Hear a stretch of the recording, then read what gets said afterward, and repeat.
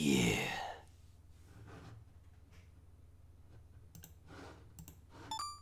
That scared me. I thought it wasn't gonna work. The last thing I need is tech issues trying to play Kirby. God, that would suck. Here I am, me and my creaky chair are back. Rejoice. Listen to my voice. Did you know the 0 and 10 month? It's like a round Kirby. More like a squished Kirby. Thanks for the resub though, Mark. Alright, volume seems good. Thirst. Yeah, it's Kirby Dream Land the Thirst. I play Power Stone? No. What is Power Stone? Oh, what the hell? I didn't know those characters were in this game. I thought they were only in Kirby 64. I know these guys. I know these guys. But I didn't know, the painter chick was in this game. Kirby's Dream Land 3, 1997. I know these characters only because Rick appeared in Kirby Right Back At Ya, and the other characters showed up as part of a copy ability in Kirby 64, but I've never actually played this game. Oh, this is... Oh, chat, are you ready for this? You ready for this part? Where... My controller. Why am I... What the fuck? Oh, you better stop right now. What is this? What do you think you are? What in the goddamn?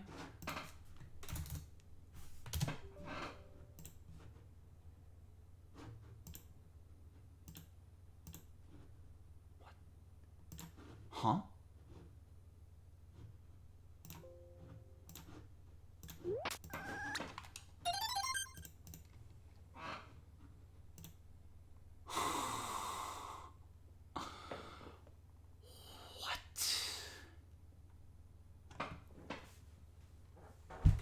Alright. How do I even begin to explain what's going on here? Okay.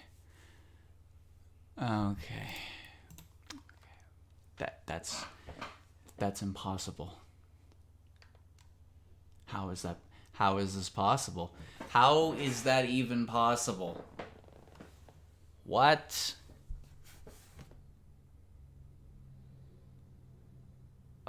Whatever.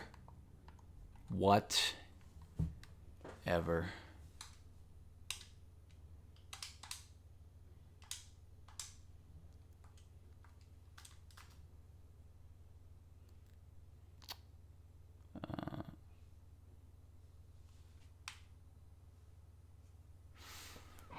Oops.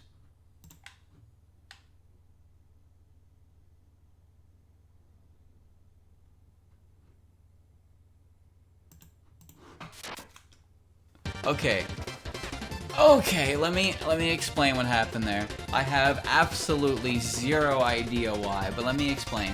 So, for those of you who have used a totally legitimate, slightly modified Super Nintendo console, you know when you set your controllers and it maps them as J and they're numbered?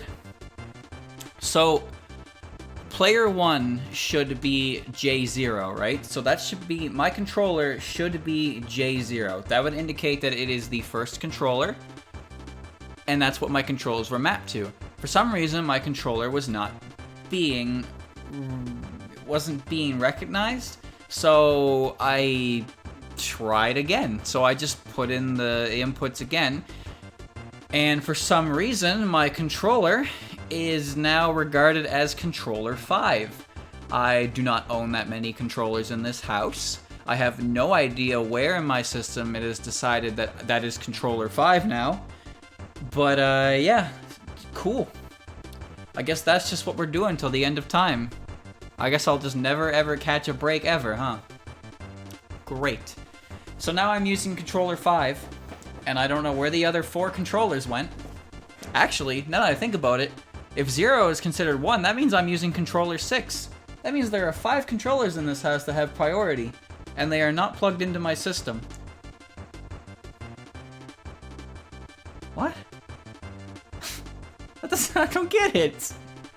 What did I do? Maybe I broke something when I was trying to get Rock Maiden to work. Well, either way, this short-term solution seems to work. Level 1, 0%. Get start option. Good options. Very good options. Thank you, Mr. Sakurai. So, what's the plot of this game? I guess the opening, there's a sticky eyeball man, and he is hugging Popstar, and it's up to Kirby to make him let go. That's the best I got for you. Level 1 grassland. Oh, this is adorable. Look at all Kirby's friends. Oh, you made Rick cry. Okay. Fire flower. Let's go.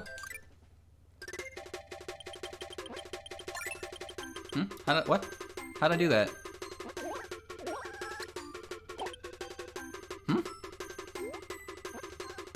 Alright, sure, that's fine.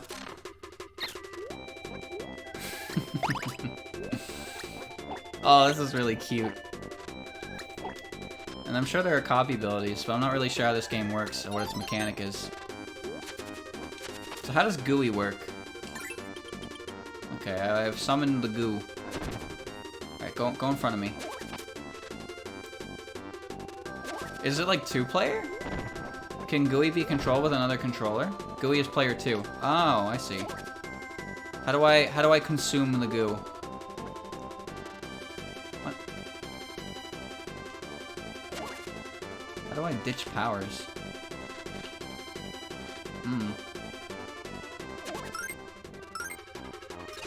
Oh, that's how. Okay, come here. Okay, I see. So if I'm inhaling with Kirby, I can control Goo Boy.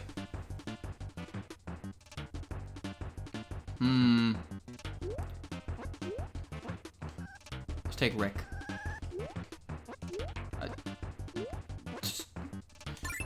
Somehow I will take Rick. That's how you take Rick. Okay. You can scum infinite health by spawning him and consuming him at low health. But he doesn't seem to heal me.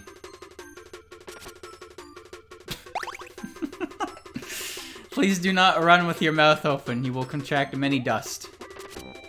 Can he eat them? Oh, he can. Can Rick get copy abilities? Oh my god, that's so cool. This is great. How have I never played this before? Look at this. Now I can use Kirby. Oh, can't catch me. Ooh.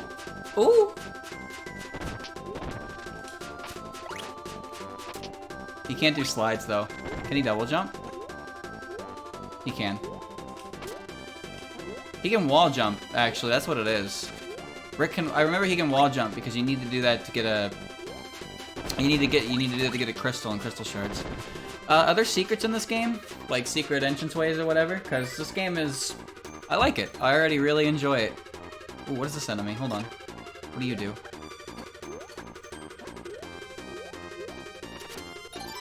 Parasol.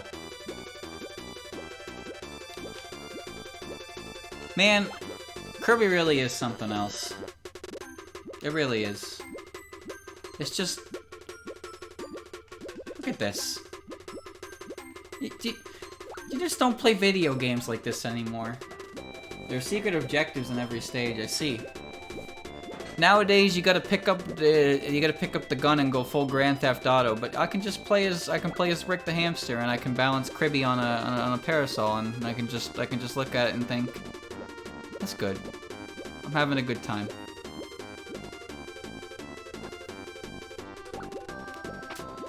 Kirby games have some really interesting lore, that's for sure. They're really weird. Like, Kirby seems real innocent, but then Kirby tends to go a little bit off course from the innocent. Ooh, new power. Hold on. What do you do? Hamster beam. Chat, you ever owned a hamster before? They're noisy little creatures. They're very inactive during the day, and then when you try to go to sleep at night, they run on their fucking wheels.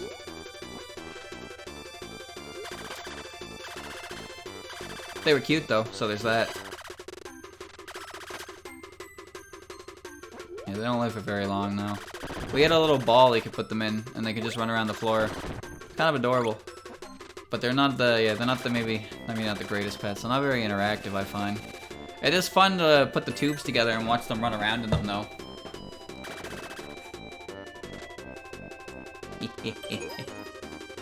What was that noise? Hold on. Do you have Poppy Brothers? What? Why'd the flower do?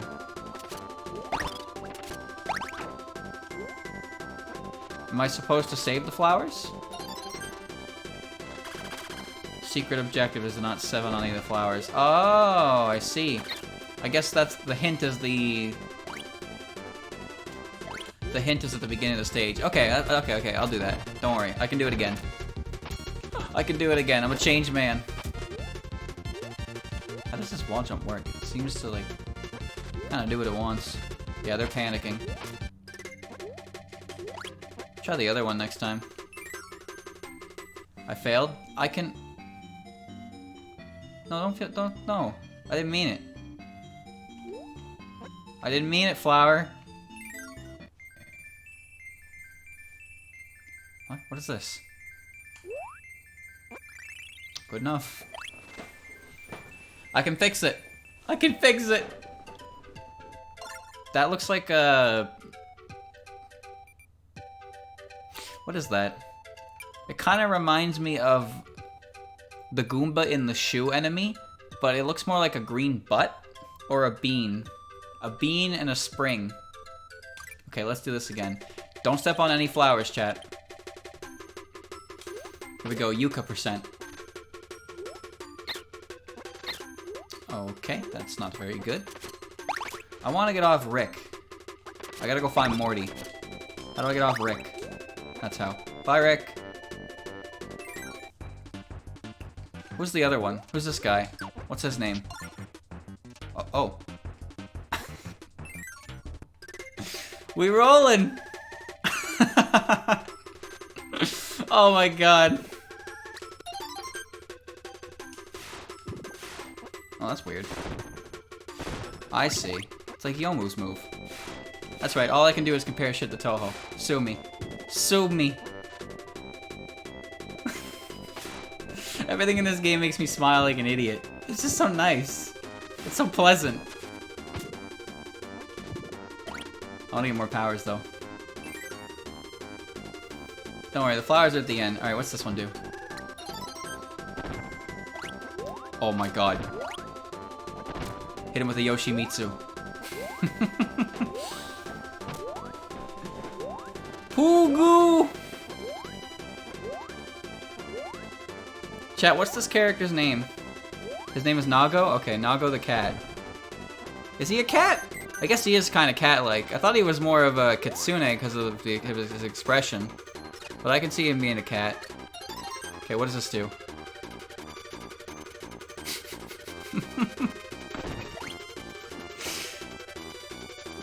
I think he has a triple jump? Yeah, he does. That's okay. Look at him!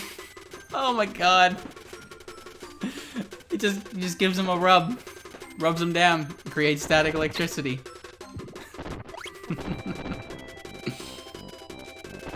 Oh my goodness. Maybe I'm just easily amused, but it's just very, very nice.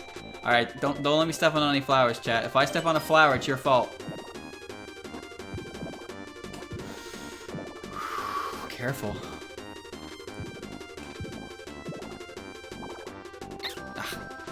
You can't just use that. You need a T1 account. There we go. This should be good. Don't worry, I'm good. I'm good. I'm good. There's one more flower I have to avoid. Oh!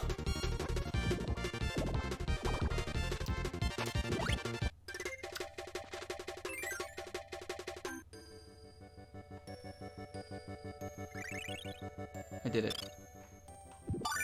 Thank you, Mr. Flower. It was a trick, chat. I deceived you. What does that do?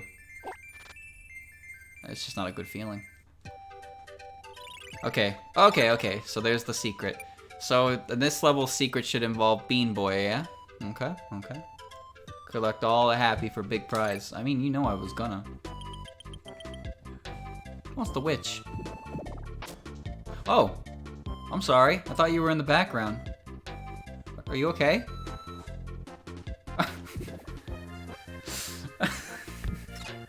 Chad, is she gonna be okay? Oh no, she's not okay!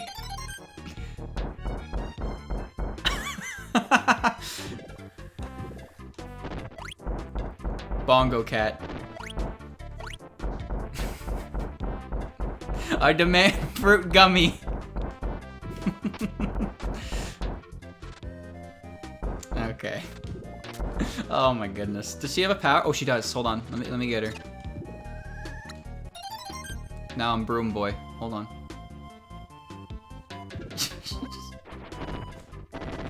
She just goes. Yo, I got a boogie board. Yo. Alright, hold on. What's fire do? Oh, that's cheap. That's some cheap stuff. New friends. Chat, who do we take?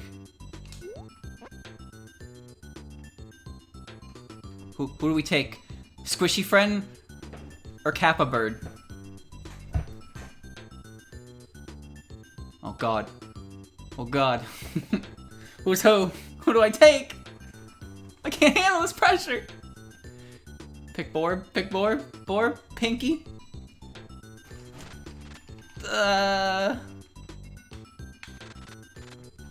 Pink is Choo Choo, green is Pitch. Let's take Pink.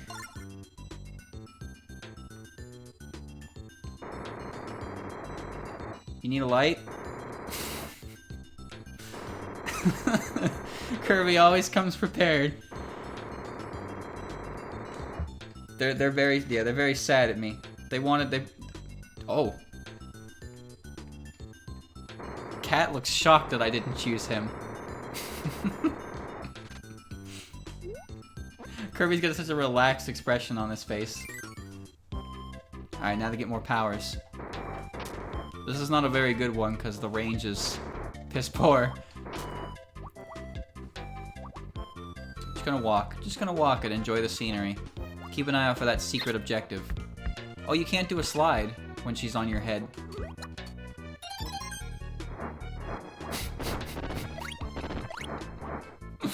Oh my god. I found you. Hello. Do I need to get on you? Are you my friend? No?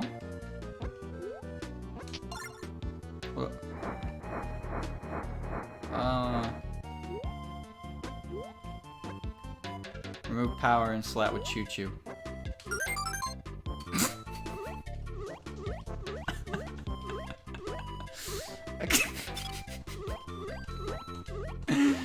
Sakurai, what are you doing?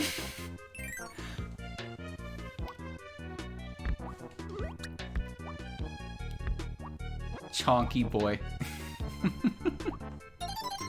Oh, what's that? Hold on, what's that? What? I can't eat it. I can't eat it. Now I want my rock back, though. I wonder what about the bird. So that should be the secret objective, yeah. I had to give him a light tap with the pink girl. And now I'm yeeting boulders. Look at this. This is insanity. Coming through. This is really cool. Cause like in Kirby 64. Oh, that's weird. In Kirby 64 there's dual power-ups, but in this game it's kind of similar but different, where each character has a unique use of the power, but the power itself is alone. Ooh, new power, hold on. I know these enemies too. They're the ones that get real angry at you like that, yeah. What's this do? I turn into a mini Gordo. That's not bad. The range is pretty short, though. Yeah, I remember that enemy. Fire we know is the lighter. I don't need it.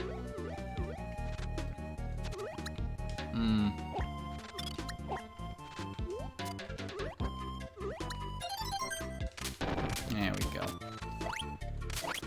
I think the only Kirby games I haven't played, let me think. If you count remakes as basically playing the originals, I never played Kirby Dream Land, and I never played Kirby Superstar, and I never played... Chat, what... Kirby Dream Land... Was Kirby Dream Land the first game on Game Boy? That was the one that was basically just Spring Breeze and Superstar, yeah? And was Kirby Dream Land 2... Was that what Nightmare in Dreamland remade? Because this is Kirby Dream Land 3, but I'm having a hard time thinking about what Dreamland 2 is. I've played Superstar Ultra for the DS remake. It's really, really good. The remake is fantastic, but no, I never played the original. But I've played Nightmare in Dreamland and Superstar Ultra. Superstar Ultra being one of the best Kirby games, in my opinion, because it's everything and with then some. Nice. Dreamland 2 introduced Rick, Kin, and Ku. Really? Was there a remake? Was there a remake of the second one at all? Or was Nightmare in Dreamland... What was Nightmare in Dreamland then? Nightmare in Dreamland was a remake, wasn't it? Dreamland 2 never got remade. Oh, okay, I didn't know that. So then, is Kirby Adventure? That's what it was, Kirby Adventure. Okay, and then it's called Nightmare in Dreamland in the remake. I see. Robopod's really good. Amazing Mirror is fantastic. That's a really good Kirby game.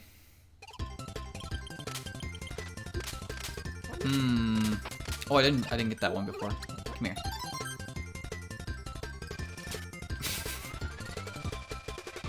It's Frieza. Death Beam. Watch out for my finger gun.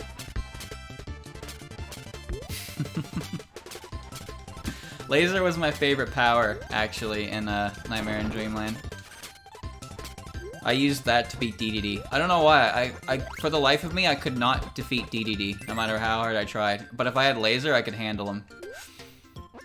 Chat, what do I do? Who do I take, chat? Do I take fish, or do I take owl? Take bird? But fish! He's fun with mobility, but fish! You ignore the last bird? You're right, I did. Alright, we'll take the owl. What? I'm the one doing the work. Oh, I'm just Kracko.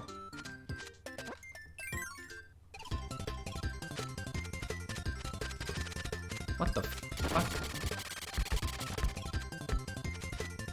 What a strange... I can't get rid of my power. There we go. I was pressing the wrong button. Come here.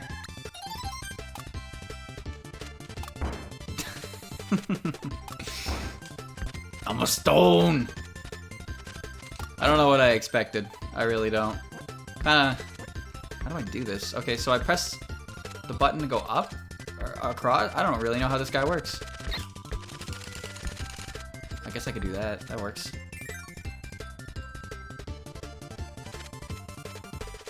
What are those? Can I eat them? Do they hurt me? I don't know.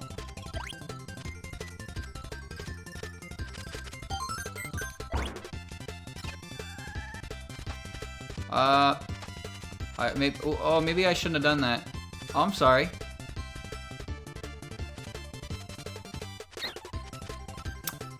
Okay. I see. Can I eat them? You cannot eat them. You cannot eat the fuzzies. Okay, what's he do? Oh shit, I wasn't paying attention. I think it was a normal Gordo.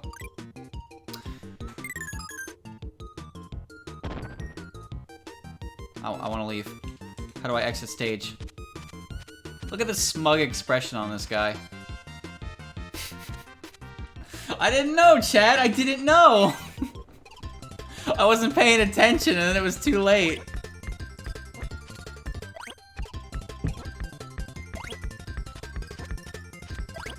He looks like Qbot from A-Live.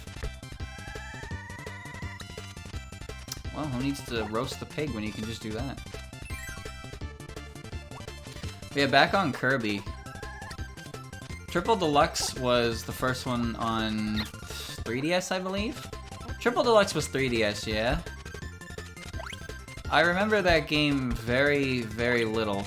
Very little about that game because I beat it in one sitting. Shit. I just kind of played through the whole thing and I was like, alright, cool. But like, I played through Squeak Squad multiple times. I played it through Robopot. I played Robopot in more like chunks, so I had more time to digest it all. But I played the entirety of Triple Deluxe in one go, and because of that, I don't remember anything about it. His smug expression mocks me. Well, what can you do? You tried. Planet Robopot was great. It had good secrets too. I learned that in Robopot, there are 3 hidden rooms in the game that are not mandatory to 100%. Who's that? They are the HAL rooms. I found one of them on my own.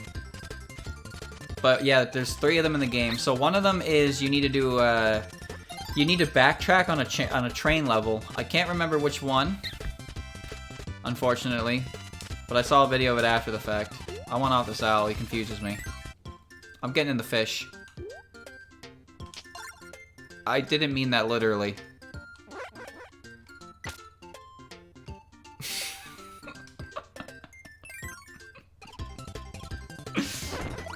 I have a light bulb, and now it's a bar fight.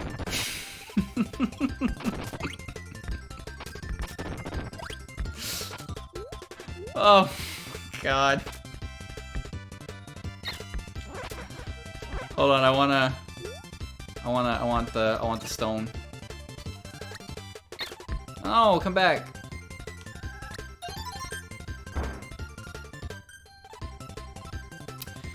I don't know what I expected.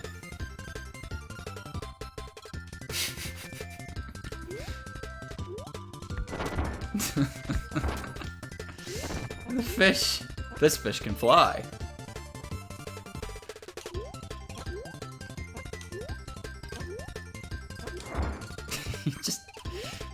It's just a stone.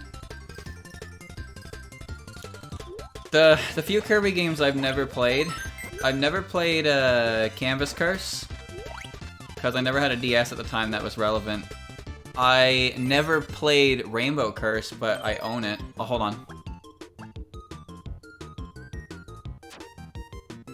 I know what one it was. It was this one.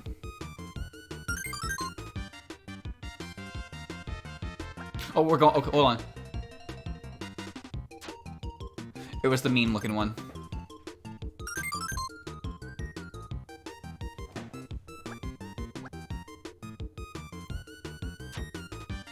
Ooh, that was fast, but I noticed it. Yeah, brother. The only thing I know about Rainbow Curse is that there is a mix of Crowned in there, and there is a mix. I went too fast. I didn't even think that was possible. What? What is this game? This game hard as balls. I got crushed before I was off screen. This ain't right.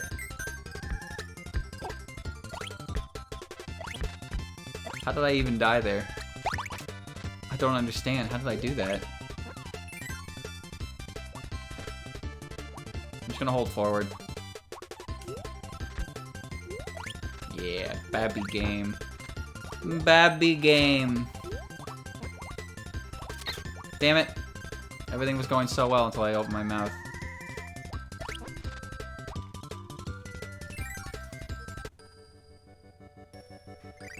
Yes, give me your ability. He gave me his heart. Good enough. I'll take that. Okay. That's what I was saying, HAL rooms.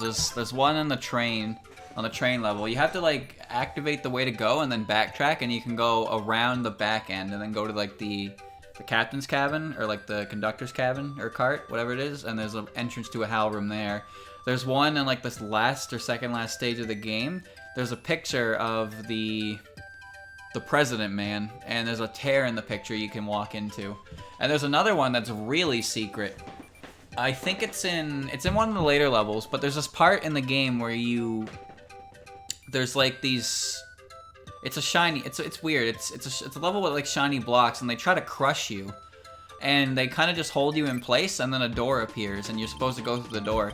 But if you wait longer than after that door appears, a second door appears. I think it's like a whole minute you have to wait. You have to wait for quite a while. And then another door will appear, and you can go in there, and you can find the HAL room. Again, the HAL rooms are not required for 100%, but they have access to power-ups. And in Robopot, they brought back in one of the cooler power-ups in Kirby, in my opinion, and that would be the Smash Kirby. It's just Kirby with his Smash Rock moves. But they brought that back in Robopot. Come down here, I want to eat the rain. What the fuck, dude? Come on. I want to eat the rain. Not even a power? Worthless. UFO also. UFO is really cool, but the main issue with UFO is that they never let you use it outside of the level you get it, which was kind of silly.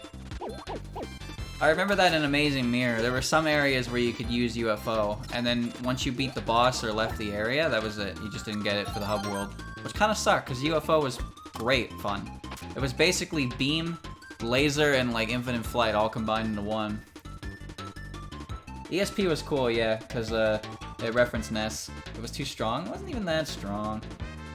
Pretty sure you can get the Smash Power if you had the amiibo. You don't need the amiibo, but I'm assuming what you mean is you just automatically get it if you use the amiibo at any place. Because I didn't use amiibo for that game. But there were a few secret areas that had the Smash Power, which was pretty cool. That game's really fun. It has some sad lore to it.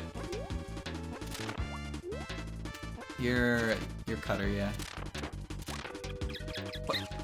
Quit. Roll. Ooh, okay. I'm getting the fish. Chat, what do you think? I'm getting pink. Nope, pink.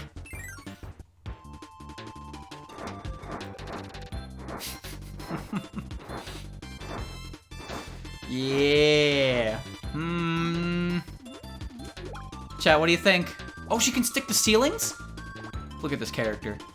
Do you have any idea how busted this is? It isn't. But it's still pretty cool. I'm gonna go in the middle. Wow, I'm a genius. Come on. No. There might be a secret, chat. Hold on. There might be a secret.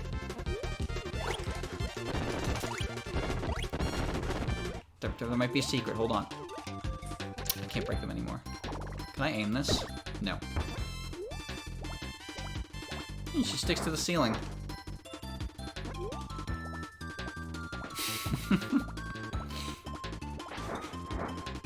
Oh. But I can... But I have rock. Hold on. No, I'm coming back for you. There we go. Yeah. I gotta be mindful of secrets. Okay, so secret doors aren't marked. That's all I need to keep in mind. Oh wait, no, the other one up there isn't marked either. What?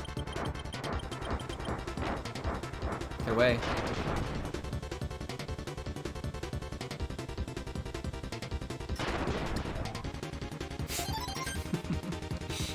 Okay. Fire is weak to rock. What? What are you? What? Huh? Did I just collect a monkey? What's going on? I think I know what's going on. It's a doll, right? The monkey fella was a doll, and I have to give it to the girl at the end of the stage. I'm doing my I'm deducing. You can't hurt me. Yeah, that looks intimidating.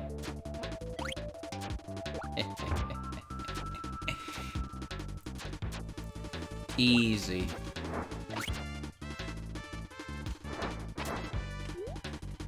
How do I, what? She can't do it. That's it, that's the end of the game. I'm kidding. You ever notice how in Smash Brothers, Gordos are pathetic? And then in Kirby games, Gordos are invincible. They're fucking invincible, Mike. They're unbeatable. I'm dead. I'm just dead. That Gordo just destroyed me. Kicked my ass. I have no more HP. Rock was a lot cooler when it worked. He's gonna fall on me. That seems necessary. I need that. Okay, good. Okay, we're good. We're good. It's all Babby game from here. Ooh, careful. And free one up. And there we go. The Gordos don't get killed, but they're deflected, and they only need 2% to be deflected, which is kind of goofy. But you can't get that, man. But in this game, Gordos will do whatever they want, whatever they're programmed to do, and you cannot stop them. Not even invincibility can stop a Gordo. All right. Huh? Who are you? Who are you people? Why is the art style so drastically different for them than everything else? What is happening in this game? Oh, okay. Bye-bye. Nice. It's a reference to something. This girl is named Chow, and she's from a game called Yuyuki. Her monkey friend, and I'm not joking here, is named Goku. Ah, yes. The legendary Goku. Some kind of reference? Well, if his name's Goku. That's a fish. Chat, I already know what's gonna happen. I'm about to get my fish friend some action. It's time to play Wingman. No, don't hit him. Let's go. Please, please. A Yoshi egg? Are you ice? You're nothing! Well, that's not a very good power. You have to come to a complete stop to change directions. Lame. Lame. Actually, what does Kirby do with it? No, of course. I don't know what I expected.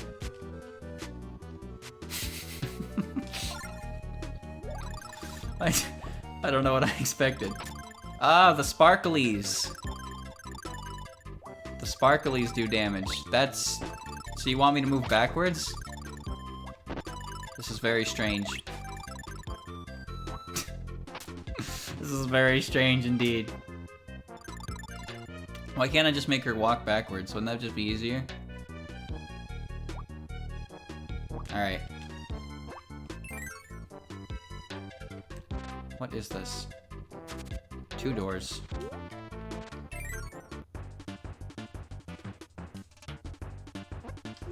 I need fish. I know I'm gonna need fish because the ladyfish. What? The plunger? So what's in here? The other ones? Okay, it's everyone. It's everyone, but I need fish.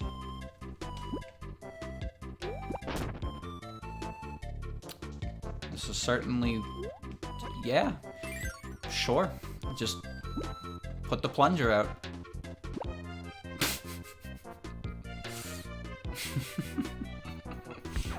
Oh, no, I didn't mean to do that. No, stop.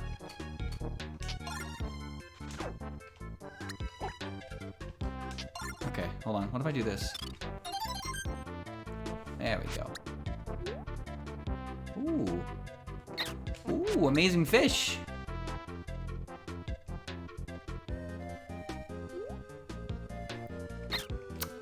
Not that great, actually. Can I go down? I don't know. I'm not gonna go that way. Get a drink. I haven't seen the green bird in a while. Everyone else has shown up more than once now, except the little green bird. He must be too good. That's sucky. That doesn't look very pleasant. I don't think the fish appreciates this power. Now he's a puffer fish. What? How'd he hit me?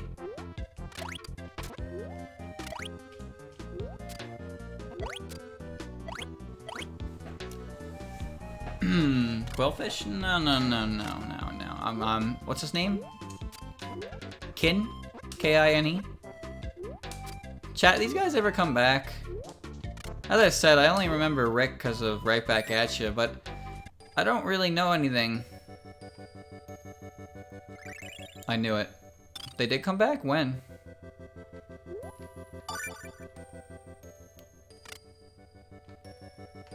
How do you think she would feel if she just looked at this? Think she would feel the same way? I'm pretty sure that this fish... Is he an ocean sunfish? I only know that creature from Animal Crossing, but he seems to look the part. Or he's just a fish. Who knows? Most recent game. Oh! Really? When did that happen? I think the last DLC I played was... for Star Allies was when, who was it? Was it Susie?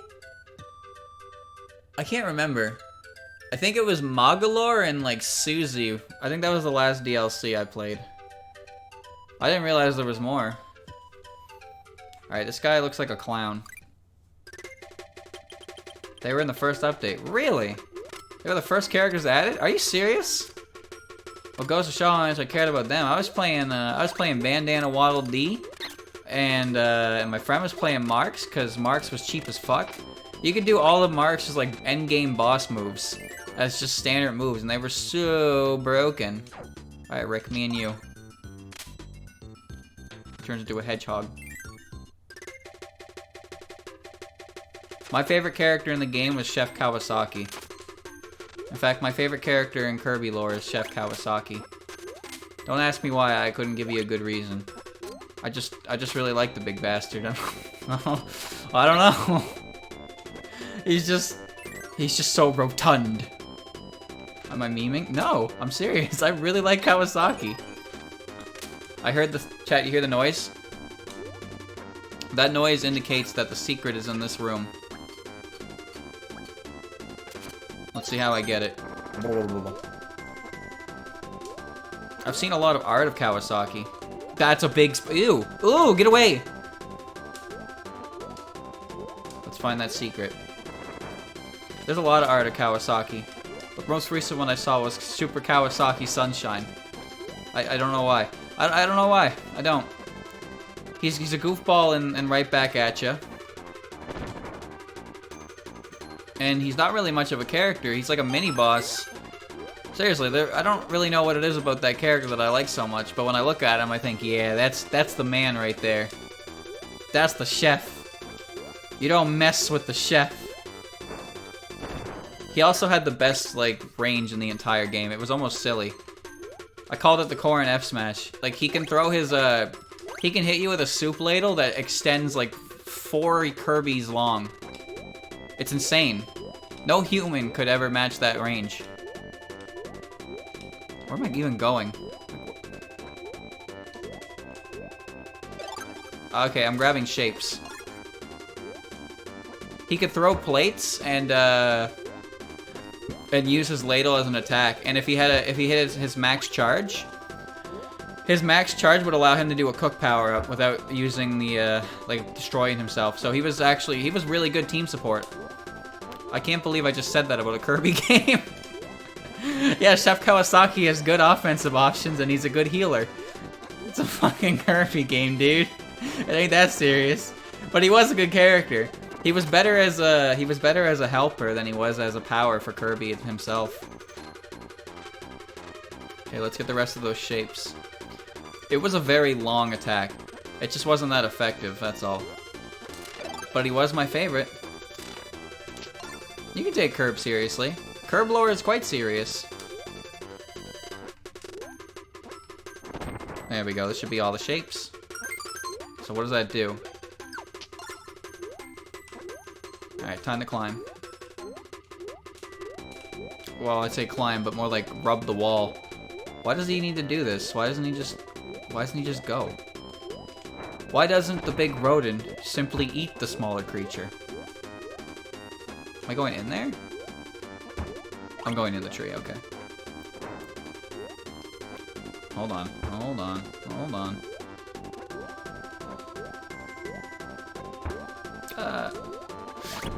That was an accident.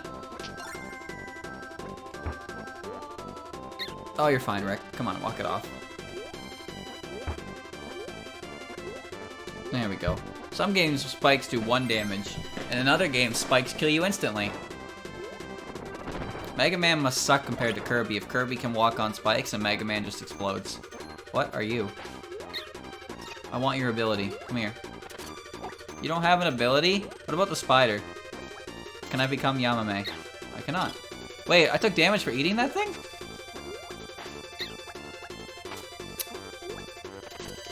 Stupid. Give me the broom. That's cute.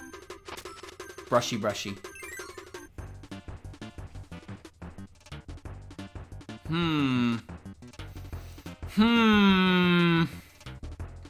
I'm sticking with Rick. Why would you eat a spider anyway? I mean, it's Kirby. Kirby eats everything. You think Kirby cares about what it is? If it's going in his belly and it's going to be consumed for nourishment and power. Then again, it seems like all the characters in Kirby, to an extent, eat. I'm pretty sure DDD lore is that DDD himself taught himself to fly so he could stand on equal ground with Kirby. That's commitment for being a big dumbhead. What's down there? What is that? Do you see that? There's something spinning. Sure, it's just a... Okay. Am I going up or down? I think I'm going down. Indeed he did? You mean in DDD he did?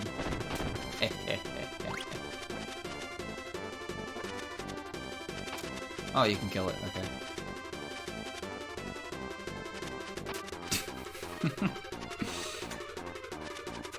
I thought it was good. Get him.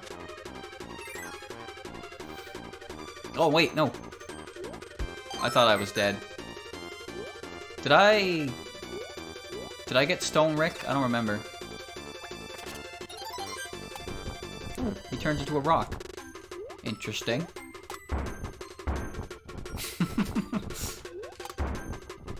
Now this is moving. What is this creature? What does it do? Oh, okay. It's a Rickroll. God damn it. You can't give me 0 points and they say shit like that.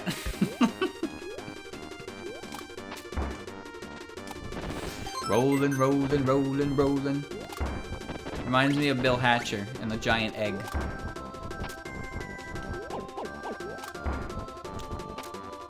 And that game was a weird experience.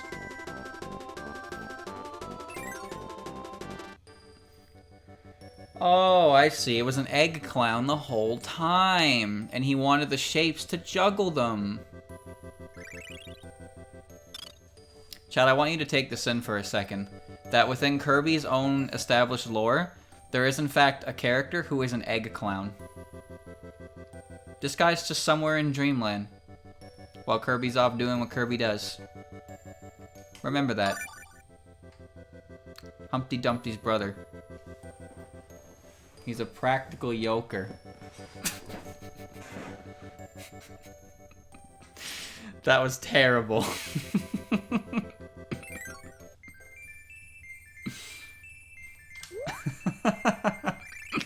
Oh, that was pretty good. I did it. I got all the secrets. Do you think Wispy? Do you think Wispy will give me a secret heart? I want Wispy's heart. Chad, I have an important question.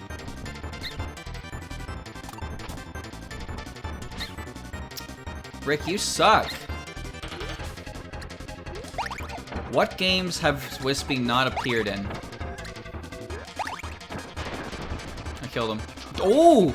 Ooh!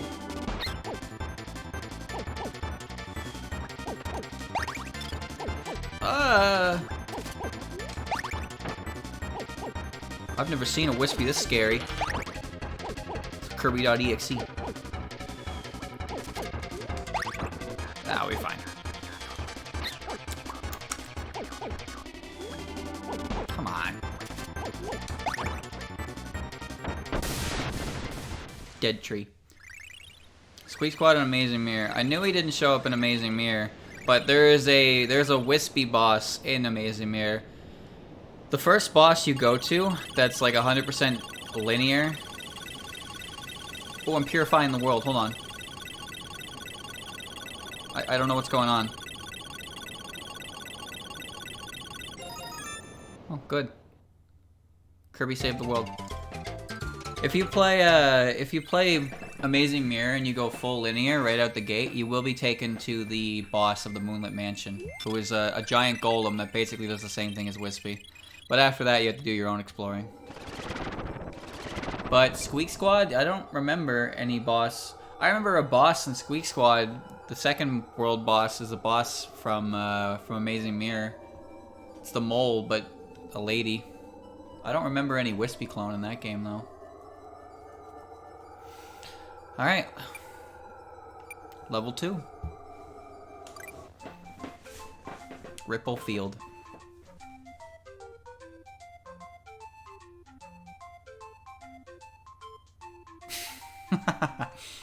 Everybody loves Kirby. Oh, looks like Kirby went down the wrong pipe. These flowers are blue. I will not step on them. Amazing Mirror is basically Kirbyvania, yeah. It's the one time that Kirby has ever had a game that wasn't linear. Because, like, Kirby games are linear in the sense that it's stage progression. I don't mean to say linear as a bad thing, because games being linear isn't really bad unless the game itself is, you know, supposed to be... What's the way to say this? More open? Like, if a game has a bunch of areas, but you can't really do anything in them, then that's bad. That's bad if it's linear. But a level-based game being linear makes sense. However, having secrets and stuff like hidden stages and secrets to find is always welcome because it entices you to play more than just what's in front of you. I need a certain friend. Oh, I want to take the little bird because I haven't used him yet. Datsu. What the fuck?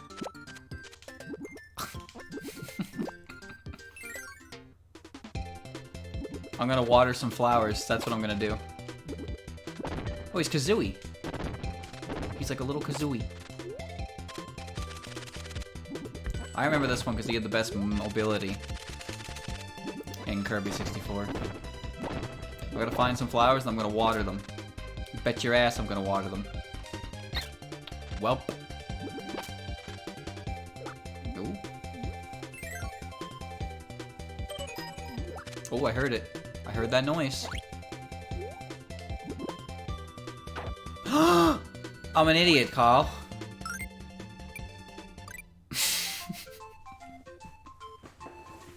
God damn it. I forgot that I could walk on them. Oh, whatever. It's not the end of the world, chat. Wow. I'm dead. I'm dead and friendless. Not a good combination.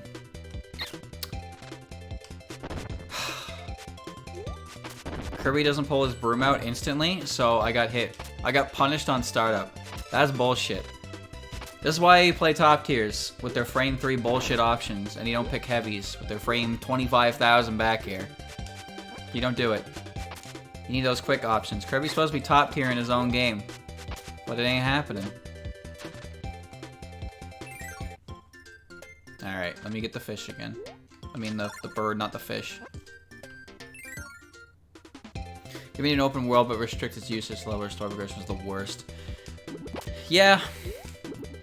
One thing about Pokemon is Pokemon sort of does that, but Pokemon has enough there that you're not completely restricted. Like, let me think of an example. Chat, what would you say is the most linear Pokemon game? Because when I think of Gen 1, Gen 1 requires you to go to Pewter, of course, and then you can't do anything after that. But then you don't need to beat Misty, and you don't need to beat Lieutenant Surge. You can not fight them right away because of their badge their badges give you access to fly. Okay, I overwatered the flower and he died. Whoops. My mistake. This time I won't do that.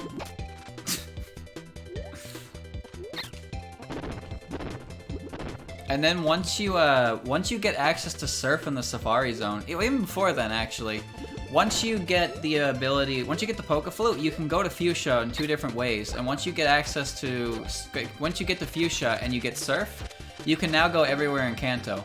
And at that point in the game, assuming you skip gym leaders, you can have access to the entirety of Kanto and with like 3 badges, because you need Koga's badge to use Surf. But you don't need strength to explore routes. You need strength to do strength puzzles. And you don't need Flash to get through Rock Tunnel, and you don't need Fly to get around Kanto. But you do need, the minimum badge requirement I think you really need is you need Brock to get through. And you need Lieutenant Surge. You need Lieutenant Surge for Cut. No you don't, you need Misty for Cut. You need to beat Brock and Misty, and Erica gives you something, and then Koga gives you Surf. So you need 3 badges, yeah. You need Misty, Brock, and Koga. And then you can go anywhere you want. That's cool. I like that. Gen 2 is kind of similar. Gen 2 restricts you a little bit, but it's kind of similar in that you don't need certain HMs to do certain things, so you can kind of go around. Like, once you reach Ecruteak, you can do a lot. Wait, are there more than... There's 2 flowers? Okay, sure. Alright, I won't crush them this time. You can skip Brawly and Ruby Sapphire. Yeah, he gives you Flash that you're supposed to use in the cave on Doofer, but you can ignore that too. I like that. I like that you can skip gym leaders if you really don't want to fight them. 9 times out of 10, you don't skip them because you do want to fight them, but it's cool that the option's there. You still have to beat them at the end of the game anyway, because you need the badges, but you're not restricted in progress is what I'm trying to say. Is that all of them? Oh, I got, okay, good. Black and White 1 was a straight line through Unova. I actually don't remember much about progression for that game. But you are right, you start at the bottom and you go all the way up and around, like a big weird S. And then you get to go to the other side and when you get to the after game. Gen 3, aside from Brawly, I don't know. Because sometimes what ends up happening is they don't restrict you by HM usage. Okay then. They don't restrict you by HM usage, they restrict you just by having NPCs get in the way and be like, sorry, you can't come through here until this thing happens. And this thing will only happen if you beat the gym leader, so kindly fuck off. Stuff like that. I don't mind the linear progression too much. I like Black and White 2 a lot.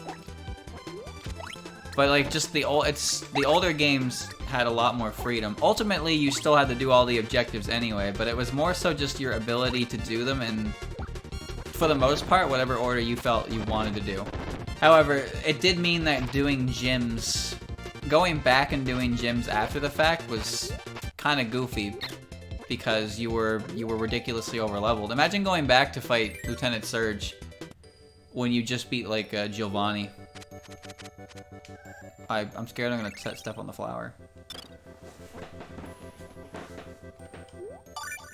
There we go. Can't step on this flower. Gen 4 was a bit weird, because Gen 4 was also streamlined kind of awkwardly. There's like one part in the game I can think of where you can go multiple ways, and that's when you get to Pastoria, and you can choose to return to Hearthome or go back up to Veilstone. But like, that's also restricted until you get to that point, so it's not really a choice. It feels like a choice, like you can go one of two ways, but the reality of it is it's a one-way progression, and then it's the illusion of choice. But it's either backtracking or looping around. Okay. Ripplefield. That man has an umbrella, so I'm gonna need an umbrella. Why my two same dance team actually admits they're blocking the path for no reason. Yep. I'm pretty sure that's on the bridge that leads to Icarus, right? Because in Black and White 2, you go the opposite way.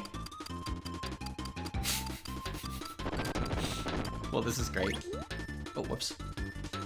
And they're just blocking the bridge that leads to that town. And they're like, la la la, we're dancing right now, but someday we'll be gone, and that'll be the end of that. And it's like, okay, why am I playing golf with my bird friend?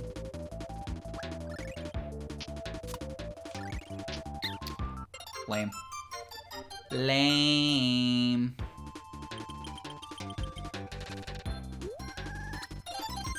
What was weird in Pearl and Diamond was that they made Fantina the 5th gym leader, which was just stupid. I mean, I guess to be fair, you could say the same about Emerald or Ruby, Sapphire, Emerald. Because Ruby, Sapphire, and Emerald, Norman is like in the 3rd town, but he's the 5th gym leader. But Hearthome is just like, okay, you're here and there's a gym and you can't do anything, and now you're back and oh, it's the 5th gym. But in Platinum, they're like, no, we should probably make this the 3rd gym. And they were correct in doing so. Thank you for the resub, Echo. How you doing, man?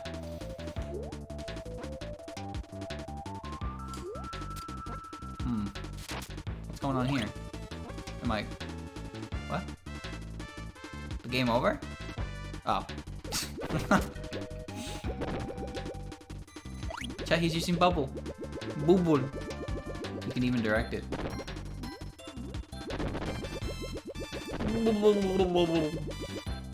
Then you can go explore all the water routes that Hoenn is so famous for.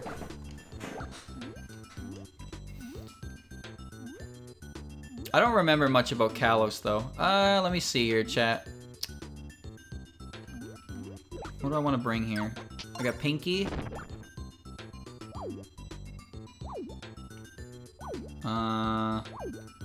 Or the fish. I'll bring Blobby Girl. Bye, fish.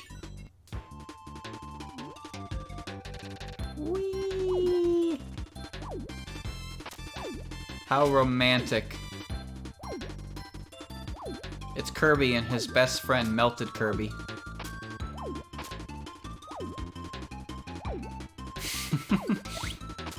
Yeah, this is pretty good. This is pretty good. You want to talk about streamline, though. Grab the ceiling. Gen 7 is probably the most linear game in the entire series. I don't think that can be argued. At any point you reach a crossroad in that game, it's just like, sorry, you can't go further until you advance the plot. Gen 8's a little bit different, because Gen 8, while kind of being linear, has the wild area as a nice distraction. There's a lot you can do before you really, like, commit to the game, so to speak. I remember when I played that game, I had spent quite a while just catching shit in the wild area, because the wild area is such a cool concept to me. And then you can... Yo, what are you? You okay? What? What? Do you like my umbrella? Is he okay? How do I show him my umbrella?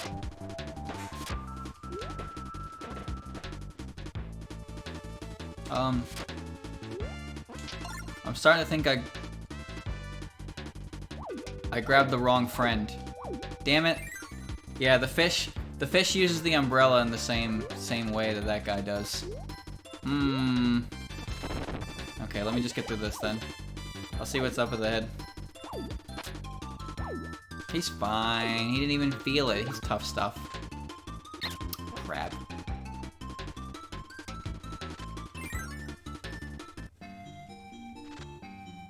Yeah, he's looking for fish friend. Well, I made a Grievous error, that's all. That's nothing we can't fix. Nothing we can't fix with a little hard work and trial. I mean, I only had 2 options anyway. Kirby wouldn't be so cruel as to make you have to bring in outside entities of a level. You should have all you need in the level itself. So we're just gonna spin. We're just going to spin until we get back to the fish. Yes. Yes. There we go. Okay. Friendship end with Putty. New best friend in fish. Yes. I get it. That segment was really easy with her, so I understand why they're making me do this segment now with him. Because it's not going to be nearly as easy. Well, it's not that much different, actually. I can just hold the button. I don't know who my favorite is. It might be the fish. Ooh. Ooh. Ooh. Look at that. That swimming capability. It's just a damn shame I lost the parasol power-up, and I don't know if there's another one through here. Uh-oh.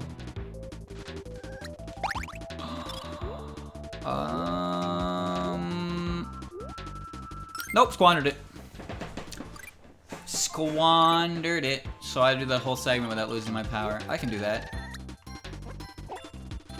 That's easy. Well, at least the fish can jump on enemies like Mayro. That makes it a lot nicer.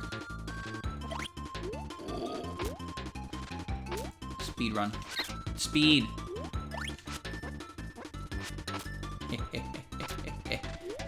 Quick, easy, and painful. Oh, that's so dumb. It doesn't hit in front of him. The umbrella is not a good move. Look at this. Terrible move. No, I like fish. Fish is funny. Because it's a fish. The fish doesn't do anything in Kirby 64. Oh my... No! Oh, I got it. Wait, I saved it. The day is saved.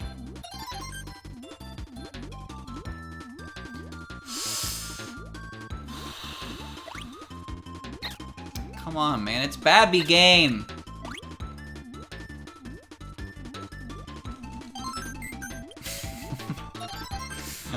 Okay, I'm good. Alright, alright. Oh, please, don't make me lose it again. This should be fine. There we go. Quick. Easy, first try.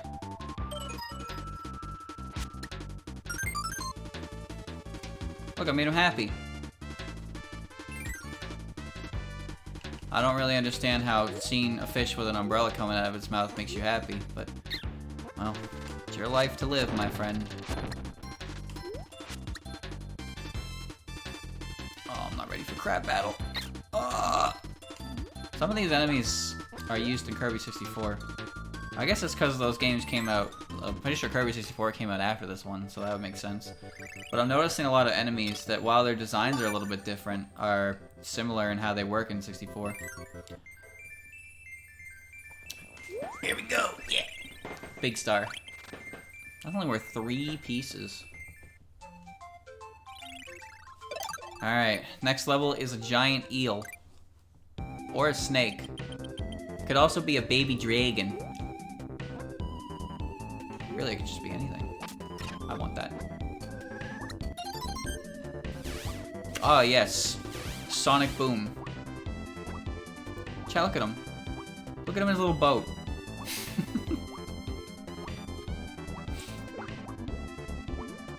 I want to follow him. I want to make sure he gets home safe.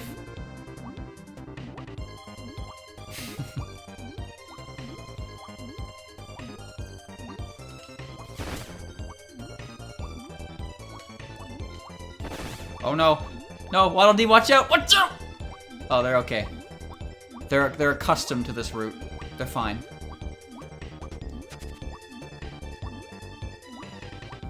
There you go. Passive. Completely passive. No one needed to die there. What is this?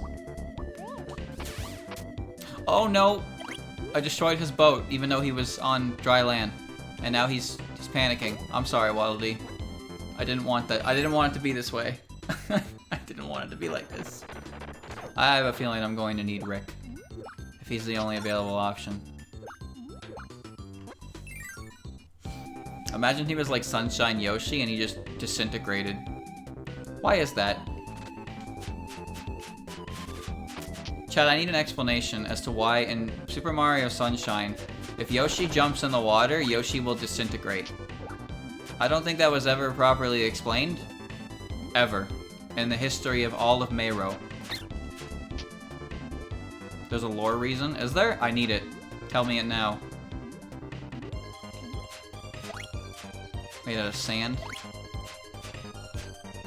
Uh-oh. I have a feeling I went the wrong way. Uh-oh. Oh, wait. Wait. Maybe everything's okay. Oh, the game. Okay, here we go.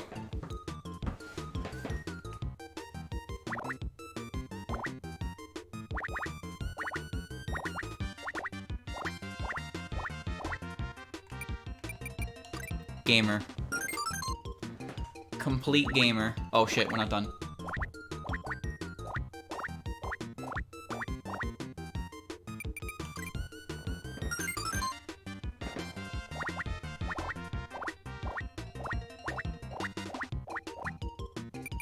Gamer mode.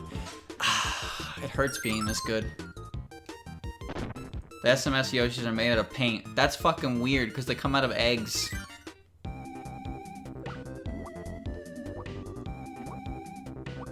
Like they're eggs. They're talked about in lore, and then the Yoshi egg is held by Shadow Mario. You're telling me that Shadow Mario created paint eggs? Why didn't he just create the paint Yoshi at that point? That doesn't even make sense. I don't get it. It doesn't make sense. I like the Ember Breath. And the frame. I was gonna say frame rate issues, but actually it's just an auto-scroller. I don't want to get crushed again. No thanks. Come on, Rick. I need you to swim. Shadow Jr. is also... I almost said Shadow Jr. is Bowser Mario. Boy, that would have been confusing. Please stop. Who is not very smart. Well, he's smart enough to frame Mario. And the Piantas are stupid enough to believe it, so I wouldn't say he's completely dumb. He's just a spoiled brat, that's all. Yes. Thank you, Mr. Eel. I played your game. Now give me your hearts. There we go. I find it funny, though, how the Koopalings have existed for so long, and then Bowser Jr. shows up out of nowhere. And it's like, yeah, this is Bowser's son. It's like, oh, what about the other kids he has? Oh, they're not actually his. What? Chad, is that a frog? Suwako? I'm ready. Ooh, this level's pretty. What are you?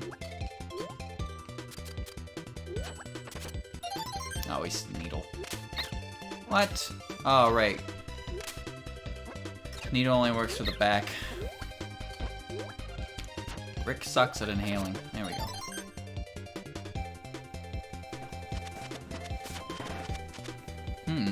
How weird.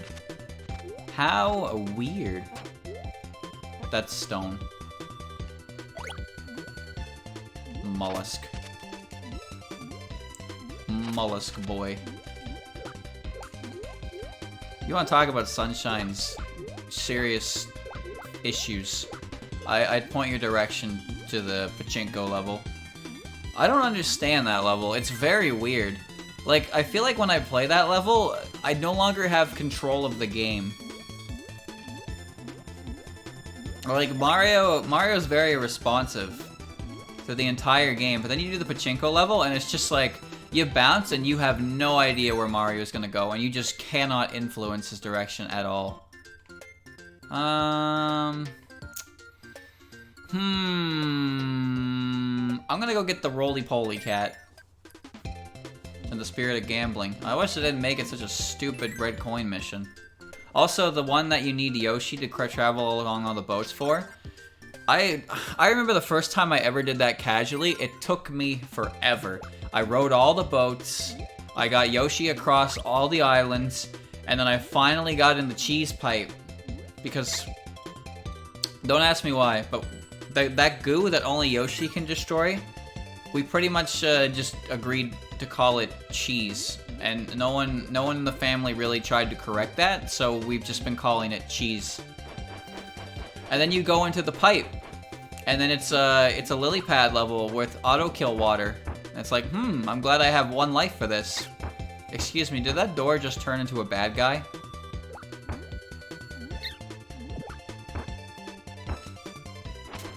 It kind of looks like gooey. Wonder why that is. Coming through.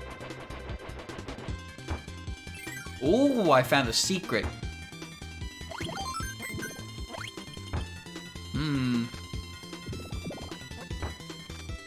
Ow. Yeah, that level will suck to get to, and then it was also annoying to play. But in speedruns, they do this crazy-ass trick which makes Yoshi run along the ocean floor without actually being counted as swimming. So they just immediately get to it, and it's like, oh, jeez, that's pretty neat. Yeah. Yeah, flip, yeah. Are we auto-scrolling? We are. I'm gonna get crushed.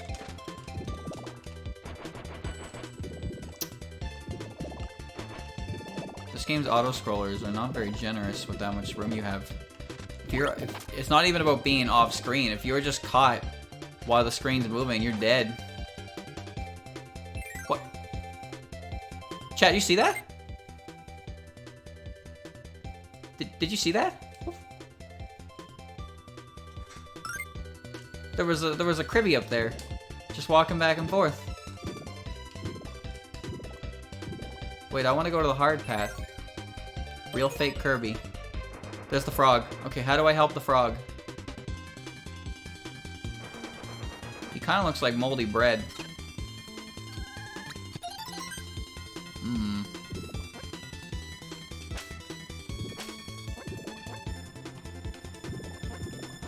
How do I help frog?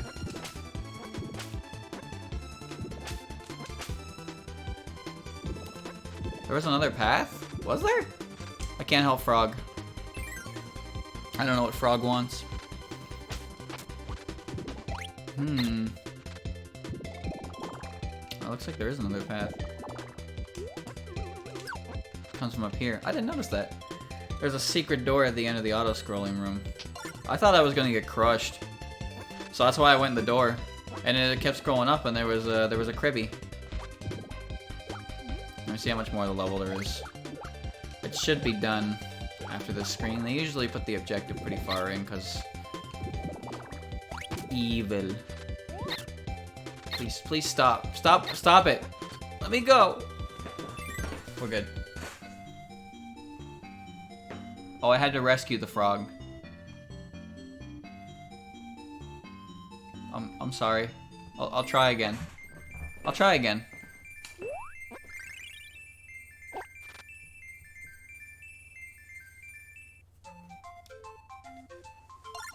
Bird. Oh, I wonder what character I need for that.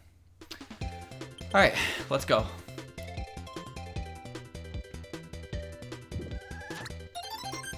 No, I don't want the boogie board. I don't like it. What does your spike do?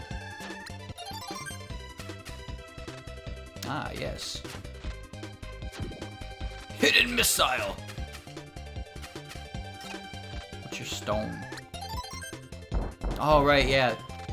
Mike the Bongo Cat. This one's my favorite.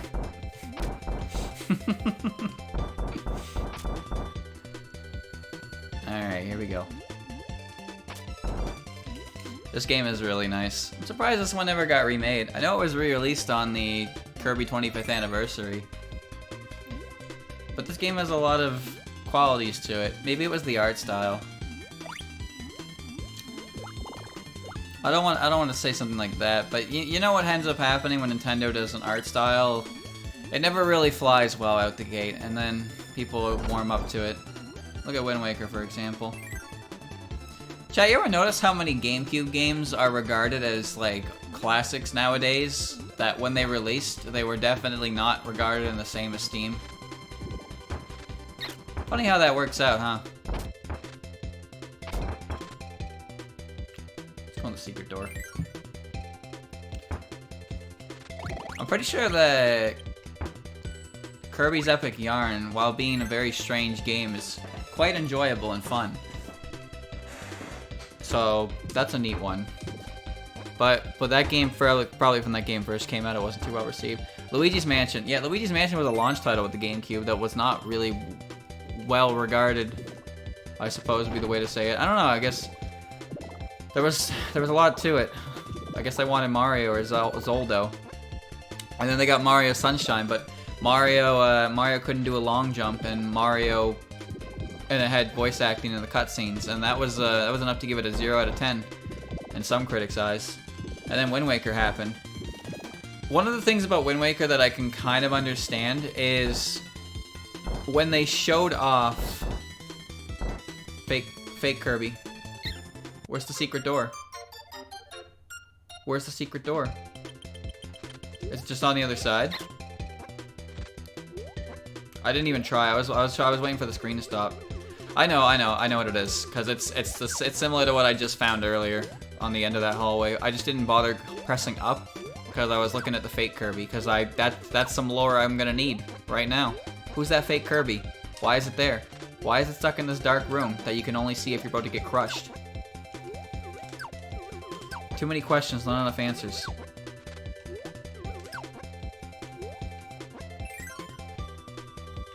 Batamon.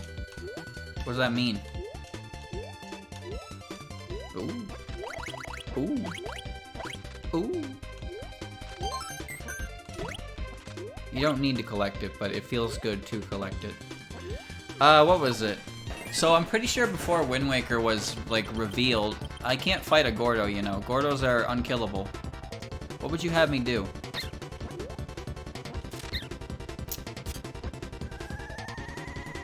Can I eat its spikes? I can't.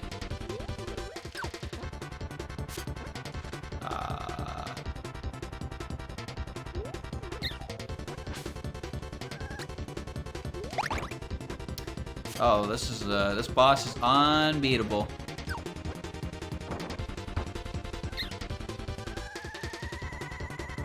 Could you get out of my way?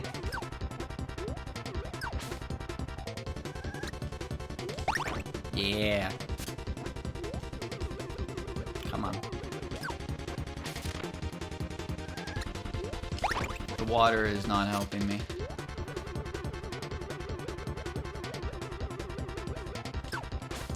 Okay. It's amazing how difficult Kirby bosses become when you don't have a power-up. Oh, come on, really? He's on a sliver.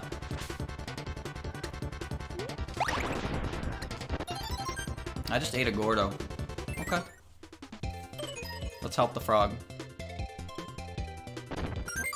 I have collected a frog. Good night. Anyway, as I was saying, I'm pretty sure a year before Wind Waker was revealed, there was a Zelda tech demo that came out that looked very similar to what I guess Twilight Princess ended up looking like. Does anyone remember that? Was it shown off at Space World or something? I'm pretty sure it was shown off around the same time that Super Mario 128 was shown off, which led to the creation of Pikmin. But there was definitely a more mature-esque style of Link being shown there, and then that was the expectation, and then next year it was Wind Waker, and it was cartoony. And you know what? Wind Waker is a fantastic game, but I can kind of understand how people would be a little bit blindsided by that.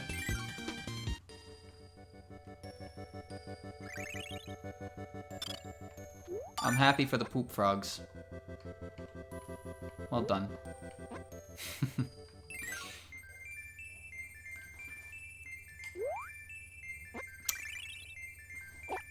The odds of hitting that were slim, and I managed it anyway. Alright, now I need the big bird. Hindsight kind of looked like a low-effort CGI cutscene. Well, you gotta remember that was advanced tech back in the day. Well, we hold graphics to a different standard nowadays because we're so used to AAA games. But if there's anything I've learned is that graphics don't make or break the game. That's for sure. A lot of indie developers go with old-style graphics and cartoony, and sometimes return to sprite art. Most of the time, return to sprite art actually.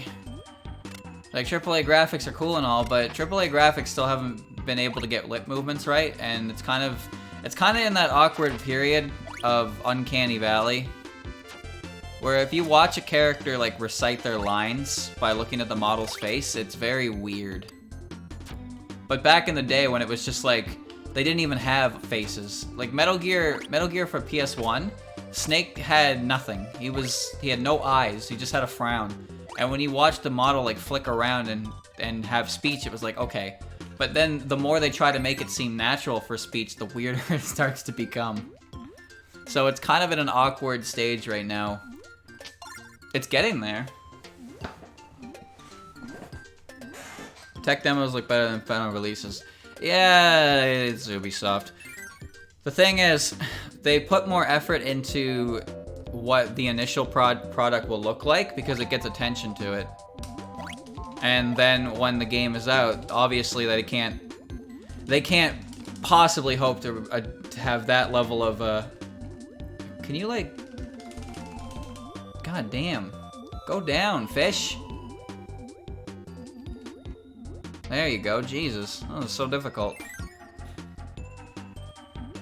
They're specific builds made for the purpose of showing them off at these conventions. But then the actual games, I remember I watched a video that was like 11 minutes of Ubisoft's trailer games and then the final product, and it was real sad.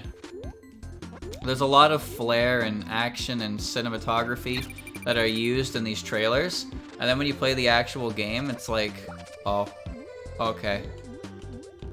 It's borderline lying. That's what it is. They still do it, so it's probably legal in some regard. However, I mentioned this before, but you know how whenever trailers are shown off, they always say stuff like game footage not final or something like that. It's basically a disclaimer to say that, yeah, we can make the game look however we want, and it's not gonna look like this. And the reason for that was, what was it? I think it was, what game was it? I talked about it before, but I can't remember what game it was. I can't remember, but what ended up happening was they showed off trailer footage. They promised that the demo footage was, like, they said that the demo footage was in-game footage by endgame. And then when the game came out, that quite obviously wasn't the case. I need rock for that.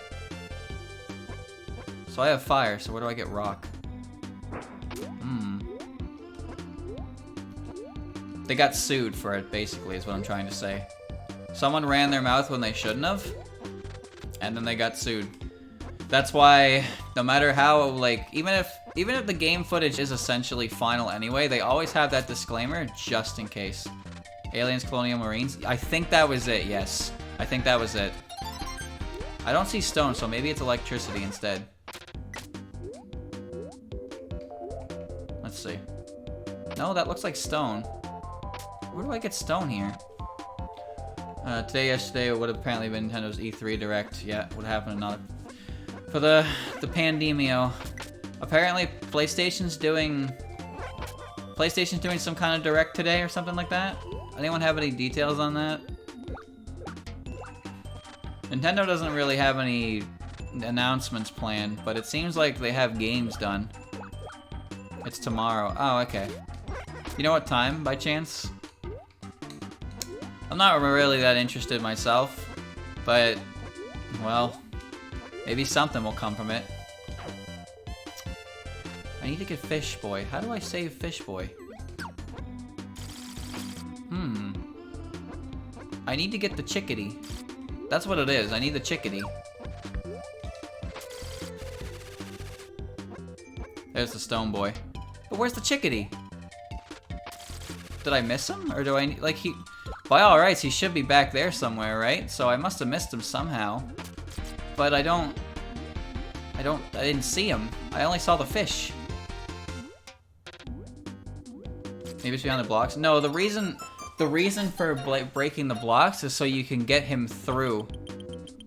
That's weird. Hold on. Okay, let's redo this level. Let's redo this level. Did I miss a door or something? Because I only saw the fish. There would be no reason to have that puzzle unless you needed the character unless you had the character at that point. So I definitely missed him. But where was he? I just need the fish. Well, I died anyway, so I need to get the fish again. All I care about is Nintendo. Devolver Digital is, well, they have some neat games, but they're not really my cup of tea, so I don't care that much about them. But, like, yeah, Sony and Bethesda and Microsoft, I'm not gonna lie, chat. If you put all of those together and didn't tell me which one was which, I wouldn't be able to tell. There's so many games look the same, and if it's not a sequel or a successor, like, well, I guess no, not a successor. If it's not a sequel or it's not a remake, it's a brand new daring IP. And when I say daring IP, you count your ass. What I actually mean is it's a first-person shooter. I'm pretty sure Nintendo has had a statement saying that they have games prepared, but they just can't show it. They haven't shown anything off because they have issues with shipping, right? So they don't want to make promises and not be able to deliver on release dates. That's why all we know about right now is Paper Mario, which is still cautiously optimistic, chat. Cautiously optimistic. Okay, so we're gonna leave Fish here, and we're gonna go get the boulder.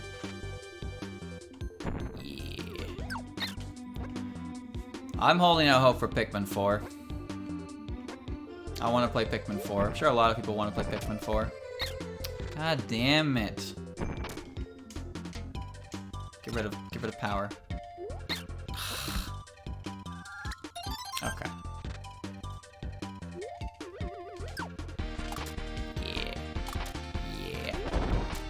Yeah. Fish acquired. Let's go. Bad start.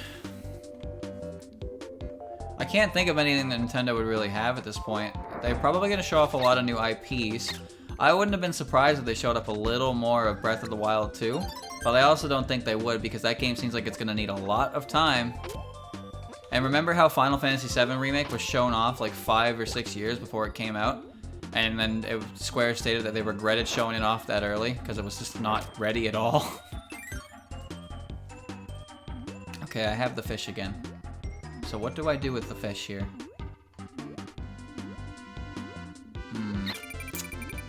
I don't want to lose the fish. Rumors of SMT5? Oh, those aren't rumors. That's an ancient legend, my boy.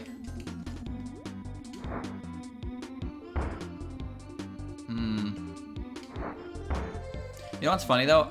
A couple weeks ago, I saw a video that was like, SMT for Switch announced. And I was like, oh shit, that's awesome. And the video is like almost a year or two old. And I was like, oh. Oh. SMT, the issue with SMT is that it's not as profitable as Persona. That's probably it. I'd wager that. Let's be real here, chat. Money talks. Oh, that's where I need the fish. All right. Well, buckle down, chat. We're doing it again. We're doing it again. Here we go. Yep, there's a Persona 3 dancing game, there's a Persona 4 dancing game, and there's a Persona 5 dancing game. Oh, that's cool, Atlas. When's Shin Megami Tensei 5? What's that? You mean Persona 6? You mean Persona 5 the Royale? You mean Persona 4 and 5? You mean Persona 3, 4, and 5, the Trilogy Collection? Play all 3 games at once? No, where's SMT 5? You mean Persona 7? That's right, the series is going on for so long, we've skipped 6. That's how good we are. When's No, there's no SMT anymore, chat. There's no SMT. Forget about it.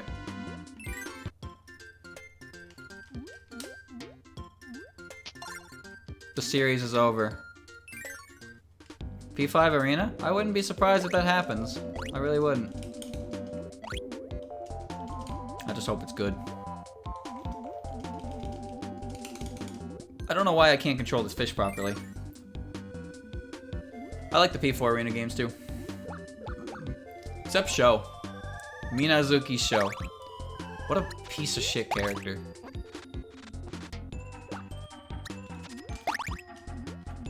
Junpei is pretty cool though.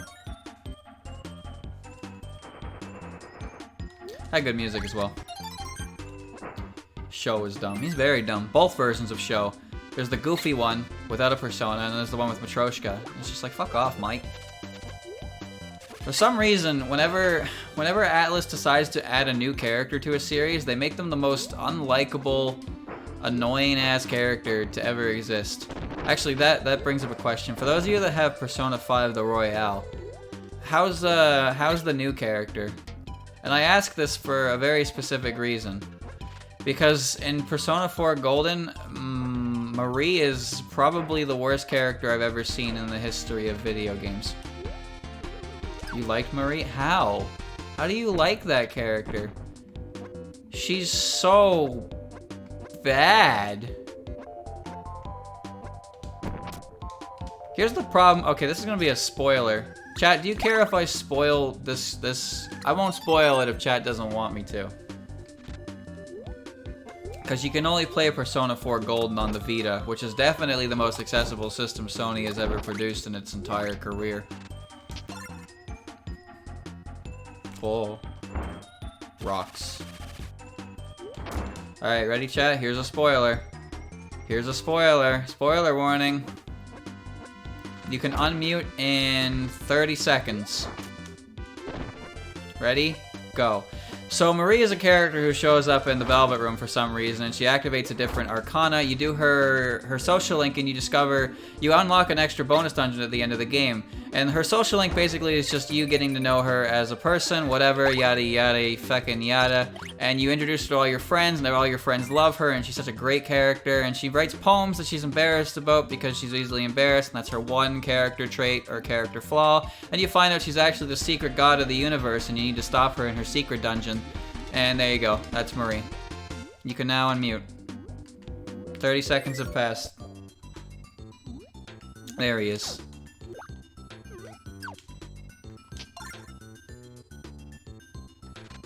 Go, birdie, go. Fish is a... Sorry, fish. The Vita is nice. The Vita is an overpriced system. And at first it was basically just the system for a bunch of weeb games, but now the Switch does that, so the Vita is obsolete. I fucking hated the Vita. I bought a Vita. Why did I buy a Vita? I bought a Vita for a ludicrous amount of money, and then I bought a memory card that had more than like 2 gigabytes, so I could actually play more than one fucking game on it. That cost like $80. Like, what a fucking system that one was. Still, I bought it mostly for Miku, so there you go. I played some weird games on that system though, that's for sure. Really weird games. Really weird games. Holy shit, what the fuck was I playing in that game? I played the game where you have to rub your Vita like a, yeah, that's all I'm gonna say on that actually. I'm sure anyone who's played the same game knows exactly what I mean when I say that. I'm not gonna talk anymore. I'm not gonna incriminate myself, but people who know, they know. They get it, they understand, and that's all I need. Mutual understanding from degenerates. That's it. There we go. Oh yeah, Persona 4 Golden was also on Vita, as I said. And Persona 4 Golden is a good game. That was my first time playing Persona 4, actually. The first Persona... I actually watched the Persona 4 anime, and then I played Golden. I didn't realize how much was different in Golden compared to the original. Like the fact that there's not a second evolution for Personas in the original. Same with Persona 5. There's a third persona for every character in Royale, which is at a trailer point, so it's not a spoiler. Don't worry. It was in the trailer, so it's not a spoiler.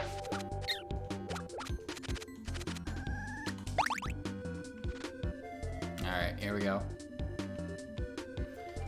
Vita had some issues, yeah. It did have a pretty neat...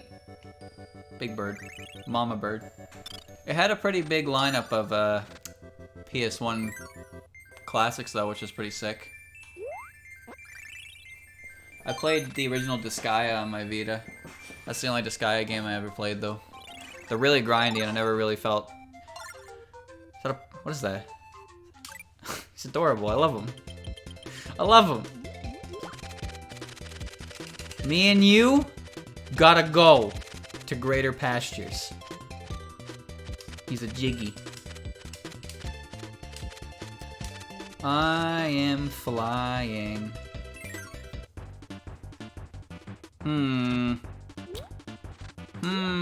Chat, what do you think? Cat or hamster? I never cared much for Sony's individual IPs, so.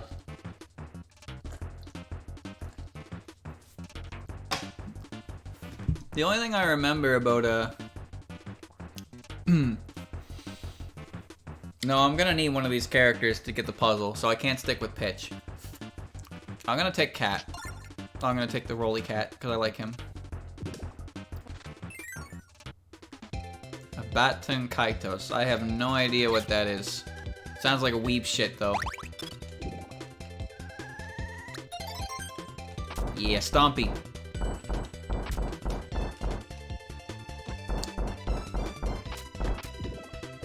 Senran Kagura. I played the... Okay, here's my secret, chat. I played the original Senran Kagura, the one on 3DS. And then I played the one on PS Vita, and then I played the rhythm game. That's all of Senran Kagura I've ever played. I think there's like 3 more I was supposed to play, but I didn't. Why did I not play them? Your guess is as good as mine. But I stopped. But I did play that series before, so I am not pure. And then as time went on, the series got more and more aware of itself. I guess that's the best way I can say that. It knew why people were buying it. It didn't try to play any games with that. And you know what? Good job. Good job.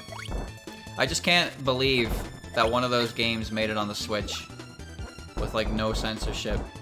That's whack. Well, it combines everything that the youth of today love.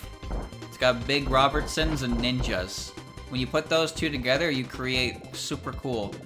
There's also the female equivalent of Jotaro in that game, or that series, so if you're into that too, you can do that. I'm gonna go up. There's 2 on the 3DS, and then there's 2 on the Vita, and then there's the one on Switch. Go up again. Ooh, secrets. Wait, is this a secret?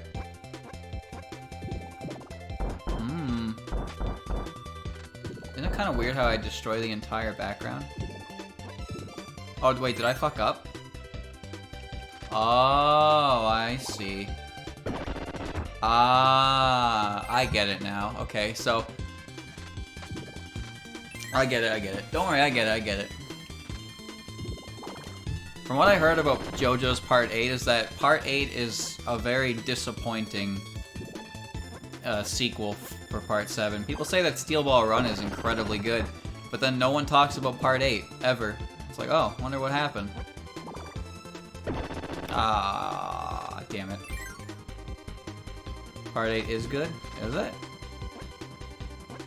Because it's not done. Part 8's not done, really? Damn. Could have swore like 6 years ago I played the Jobo's game, and Josuke Part 8 was a character in it. So I just assumed that Part 8 was already in works for that long.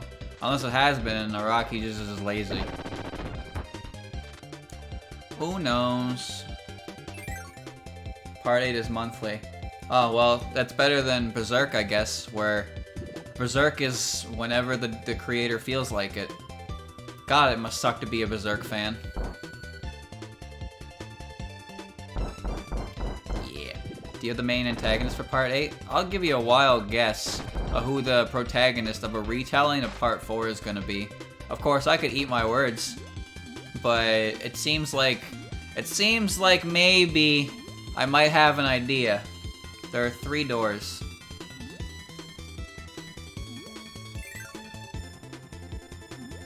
Pretty. Very pretty. I'm going to smash it now. All of it. You can still watch Berserk from 2016, 2017 and skip the time. Oh, I'm not watching any of that. I don't care about it. Berserk will never get done. The only thing I really seen of it was... Hold on. Oh, I get it. I get it. I don't get it, but I get it. I've seen GIFs of the 3D animation where Guts walks off, and then an attempt at an explanation as to what's going on. And he's got like, he's like shrunken down, and he's got no feet. I got this, chat. I got this. Call me sharpshooter.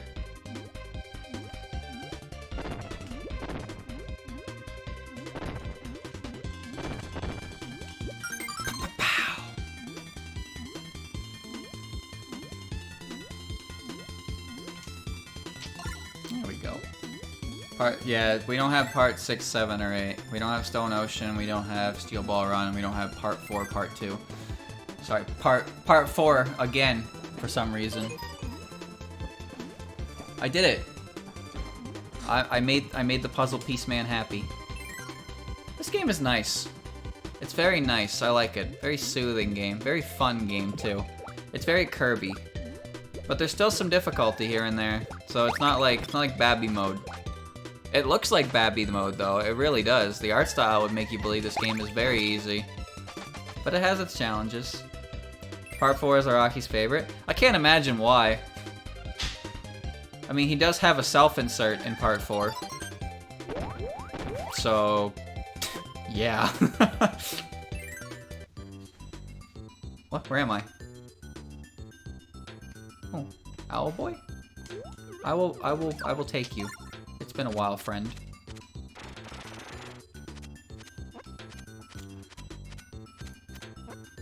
He has another in Part 8.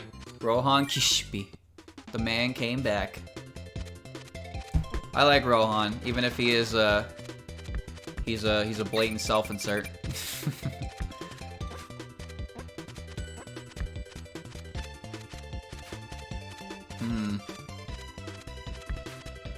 I have 1 HP left. I am going to die. I'm dead! Great. JoJo Faction. Rocky rates Josuke Part 4 and Kira as his top 2 favorite characters. Really?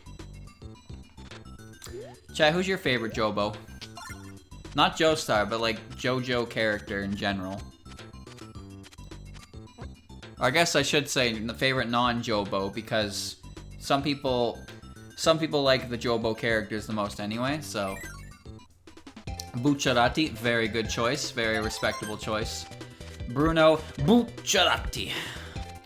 I can't roll my B's.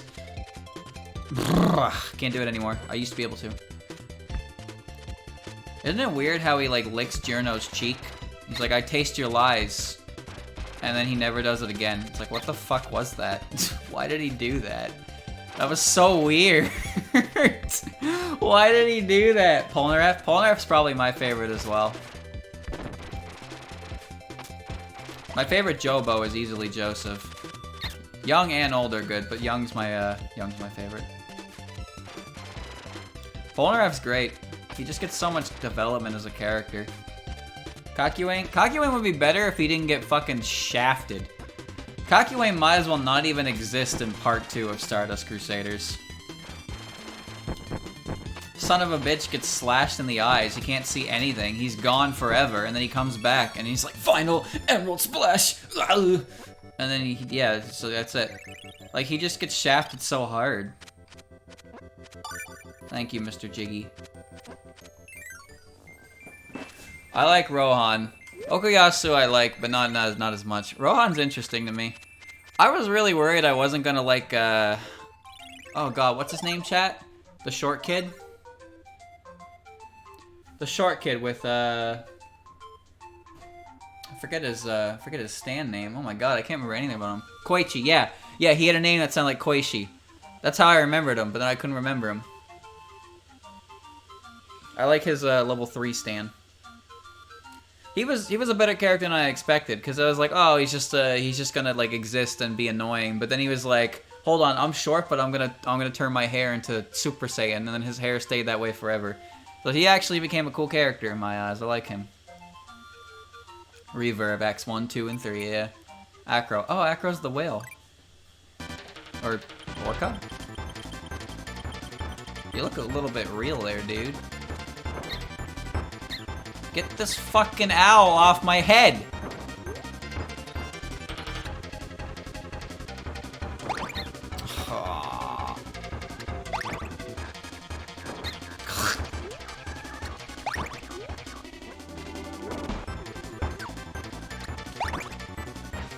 I have an idea. Oh, here we go.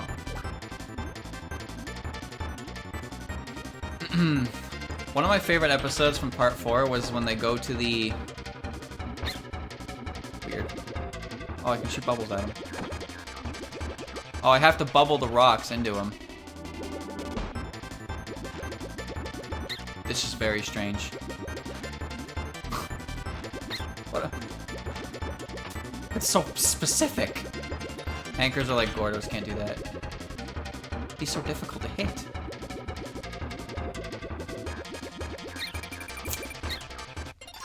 What an experience that was.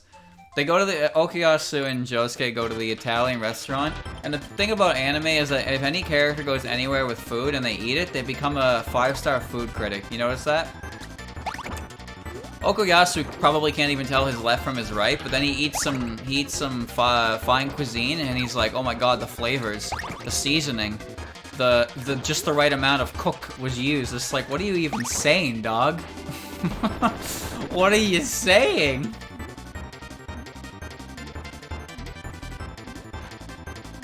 I can't hit.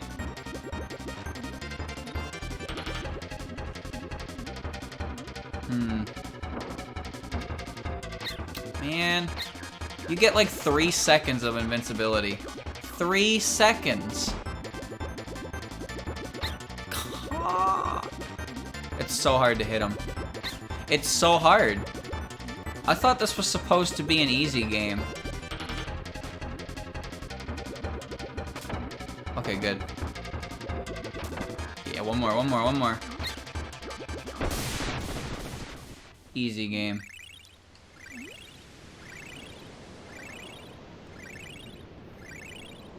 The food stand was kind of bizarre. Well, it lives up to its name, don't you say?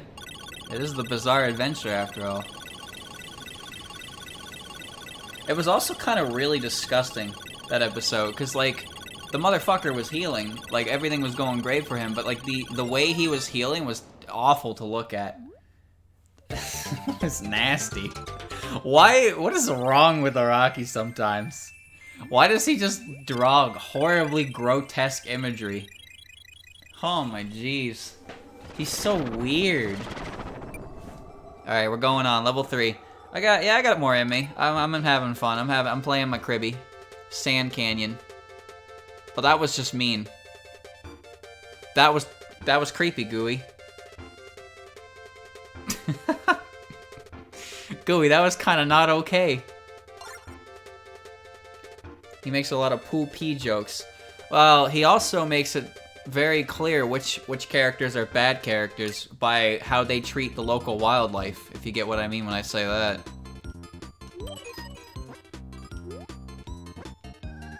There's a flower, chat. There's a flower. I killed it. Flower is dead.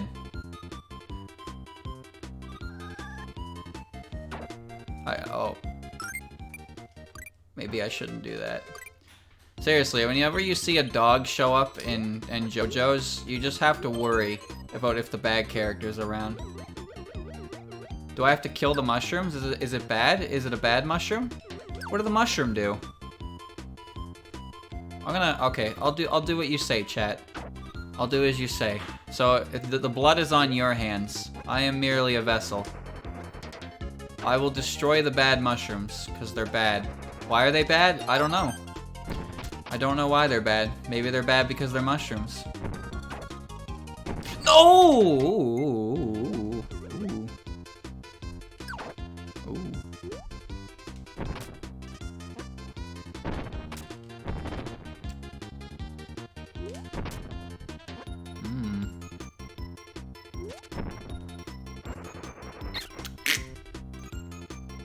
That flower is in a very precarious spot. The super turtle. Yeah, the super turtle. I think my least favorite character. What? What are you? Can I eat you?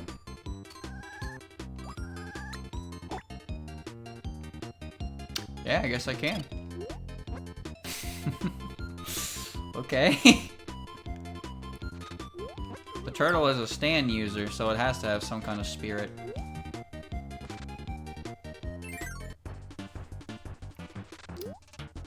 It's a weird level. I don't really know what's going on here. Let me see. Let me use Rick. I like Rick. Rick might be my favorite. He's easy to maneuver with. Yeah, I know what you mean by this music being kind of memey. I swear I've heard this music somewhere before. I've never played this game. Ooh, close. Clutch or kick.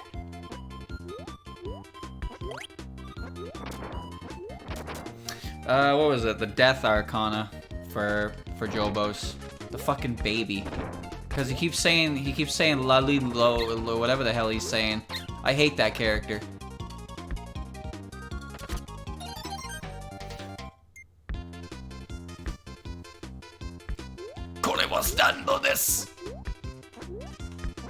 There we go. No, he's not speaking Metal Gear. He's like Lalijo or something. He just keeps saying it over and over again, and I have no idea why, or like what it's supposed to mean, or why Araki was like, yeah, let's make the baby say this all the time, every chance it gets. Let's also make the baby's power like ridiculously overpowered. And its restriction is because he is a babby. Shot in the back. He's a babby, so he cannot. It's a Dragon Quest reference. You can't just call everything a Dragon Quest reference, you know. Did you know Goku's a Dragon Quest reference? Did you know Akira Toriyama is a Dragon Quest reference? See? It doesn't work like that. You can't just call everything a reference to Dragon Quest. That's illegal. Damn it! Stop. Stop! I'm barely moving. Why am I getting my ass kicked? Oh. I said before, the only Dragon Quest game I've ever played is Rocket Slime. That's a good one. What are you guys? I don't know what I expected. Tumbling stones. Everything is a JoJo's reference. Well, to be fair, JoJo's references are a lot in a lot of places because it's quite popular. I find it hilarious that there are legitimate Toho or JoJo references in Toho. That shit cracks me up. A lot of fan games do it too, of course.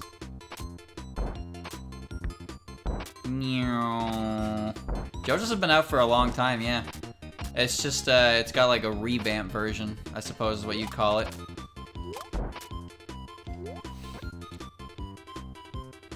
Like there were like neat little arcade games.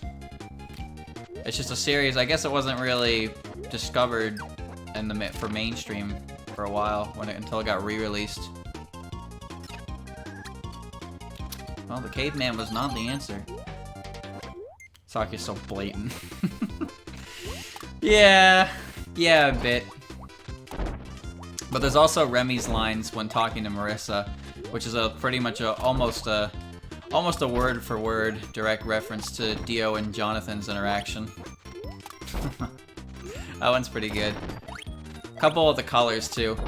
My favorite is one of Yomu's outfits in SWR is completely silver, so people call it the Silver Chariot outfit.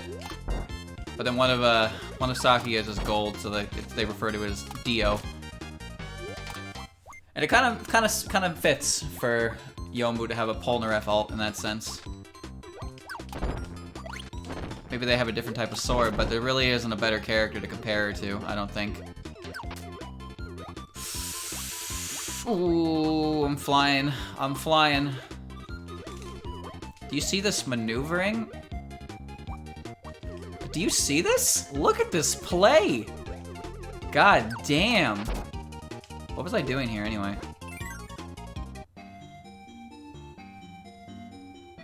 Oh. Oh, I made him really angry. Oops. Chat, you lied to me. Their blood is on your hands. You made me crush 1,000,000 mushrooms. What happens if I crush the flowers then? I think the star on Yugi's horn is also a reference to the Joestar birthmark. You know, it very well might be. I'd buy it. I wouldn't rule it out. Okay, let's do this time. Let's crush the flowers and leave the mushrooms. There's no such thing. Oh, I'm gonna die. That's it, I'm dead. Do not squish the mushrooms. I don't know. I assumed the mushrooms were bad. Chat told me to kill the mushrooms and I listened to chat and I didn't even question it. Oh, they stayed crushed. Yoda would be proud.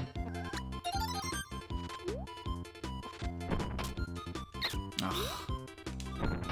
Hey, when it runs out directly in front of an enemy. It kind of feels mean to crush the flowers like that.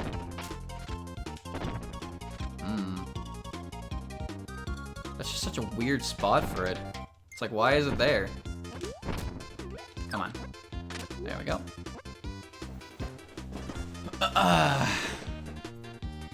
Stage icon is a mushroom. Yeah, I know. But chat told me to kill the mushrooms.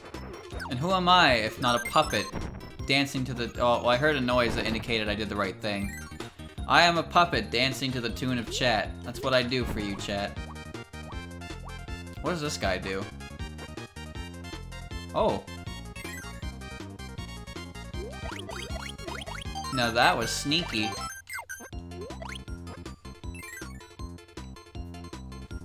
JoJo Sorter stream. I don't have any info on 6, 7, and 8, so I wouldn't do that. I don't really plan on reading them either, because when it comes to reading manga, I am notoriously lazy. I just never do it. You know how long it took me to read the official stuff for Toho? Just because I'm so...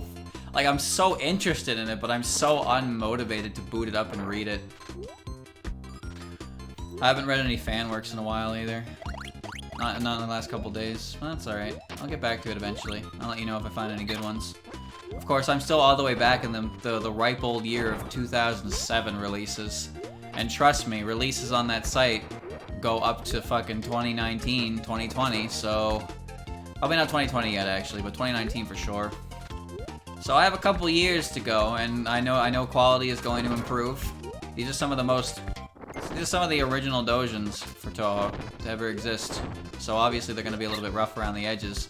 Some of them are quite good though, so I expect a lot of upgrade the further in I go. Looking forward to it.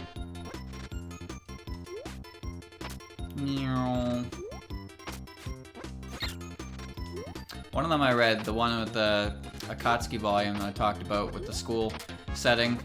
It had Chen as father, and it caught me off guard, because I haven't seen Azumanga Daioh in years. But if there's anything about Azumanga Daioh that I remember, it's Chiyo's father. Chat, tell me you know what I'm talking about. Please tell me you know what I'm talking about when I say Chio's father. I don't know how popular or relevant he is nowadays, but my god if he didn't leave an impression. You know what? You have no idea? No way. Really? Have you never seen Azumanga Daioh? I'm pretty sure it came out around the time of Lucky Star, and it was kind of similar in concept. Oh, shit. At least there's no bottomless pits for Rick to die in. Never heard of it. I watched Lucky Star, and I liked it so much that I wanted to find something else like Lucky Star, and I found Azumanga Daioh. You've never seen Lucky Star either? That's quite impressive. Pretty sure there was a reference to it in Tohomon last night as well, because they were talking about the Lucky Channel in the radio tower, and I don't recall if the Lucky Channel was an actual thing in Vanilla, but I imagine, considering the music in that area is that really memey Suika song, it's probably a reference to it. Lucky Star isn't actually bad, despite what people might tell you. However, the first episode is probably one of the most confusing pilots I've ever seen. They spend a good 8 to 12 minutes just talking about how to eat food. That is the first thing you get in the entire series. And after that, it's just like...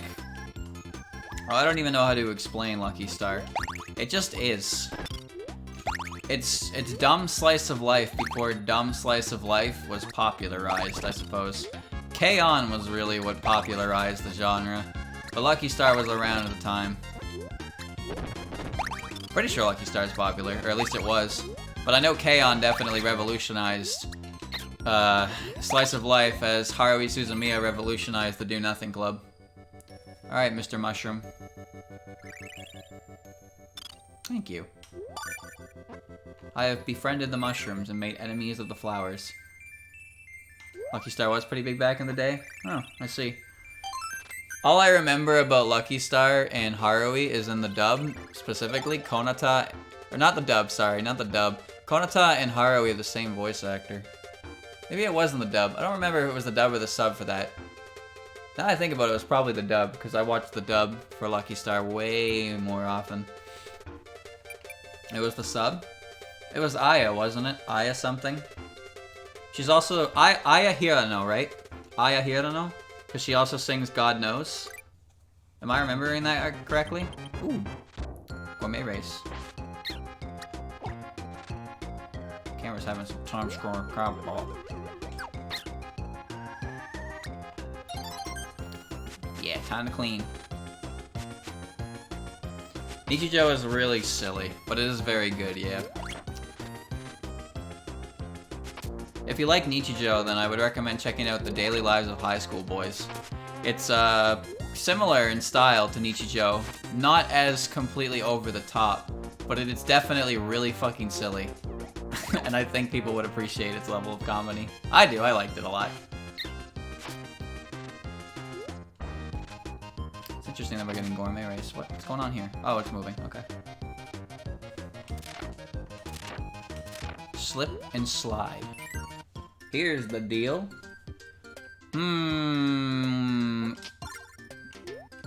Big Pink. I think one of my favorite plots for Daily Lives is the brown-haired dude with the glasses. He sits on the riverbank, and that girl shows up, and the girl is like really fucking weird. I like her.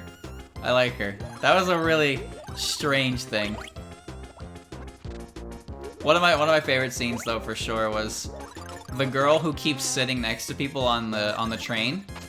Or the girl would sit down next to people and then get up, and it would like crush men's spirits, because what are we men if not victims to that? And then some guy on the train sees her doing that, so he starts following her around and sitting next to her, and eventually she starts to like she takes notice of it, she starts to get like flattered, and as soon as she goes to say something, the dude gets up and totally blows her off. The power move. The absolute power move. It's a good show. It's a very good show. Nichi Bros. Kinda accurate. Kinda accurate. It's a very weird show. But very accurate to how people that age would act outside fight. God damn it. Dropkick by the riverbank. I like when the creepy girl... Oh, what the fuck? What? Where am I? What? Secret? I don't even know what's going on up here.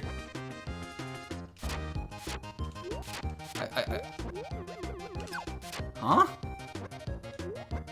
It's a feature. Well, it's certainly something, isn't it? Oh, I see.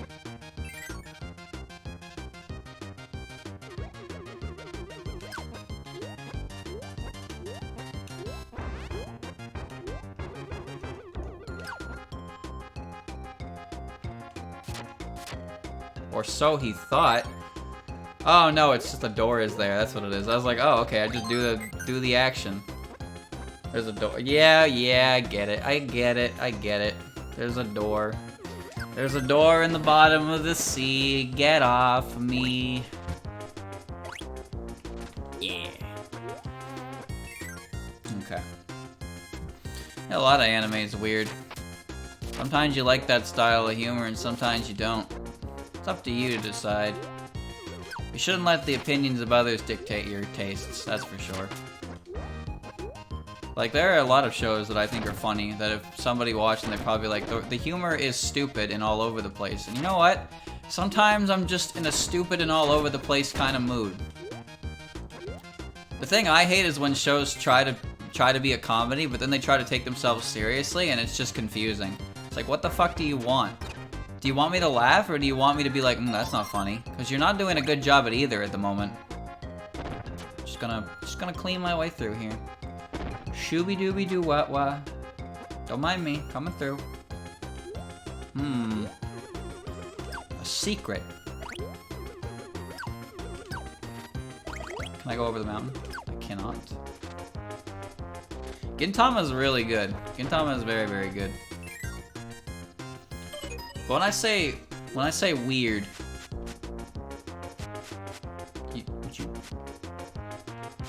would you like some help?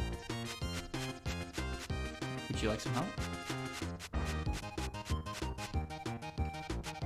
I need Rick. I need Rick. You know why I know I need Rick? Because Rick has a feather duster. He's a clean freak. Alright, we're gonna Rick it up. Here we go. First, the broom. Oh, I still have the broom. Whoops. Kirby, you're looking a little bit...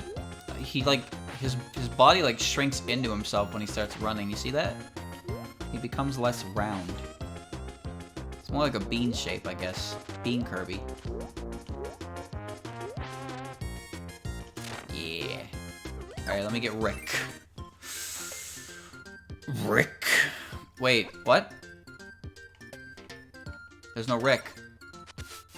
Oh, a feather duster. I get it. I need to use this guy. That's a big feather duster.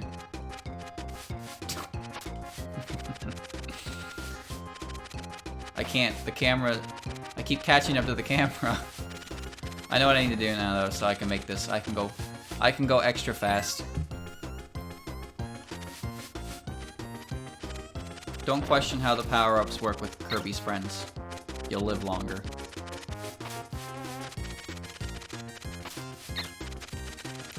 Yeah. No, that's the secret I don't need.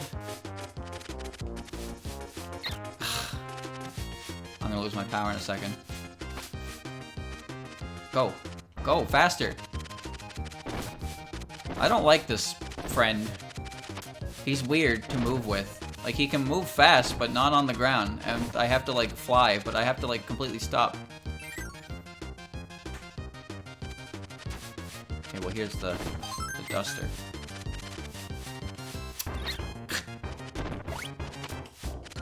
Yeah. Here we go. Allow me to help you.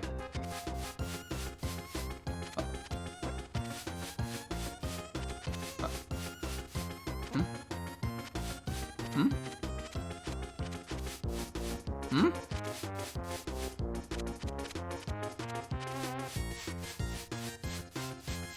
This is not good enough for you. Would you like me to clean?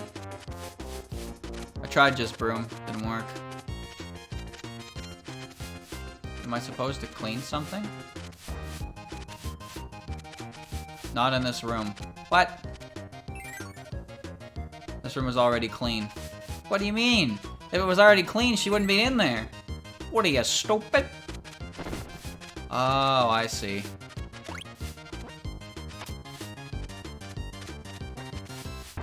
Oh, this is annoying. Alright. Okay, well, I exited the level for no reason. That's good. So I cleaned it, now what? Do I win? Haruhi got a second season. What are you talking about? It's just 8 of the episodes were the exact same, and they somehow managed to pass that off as a complete season, and honestly, it's one of the stupidest things I've ever seen.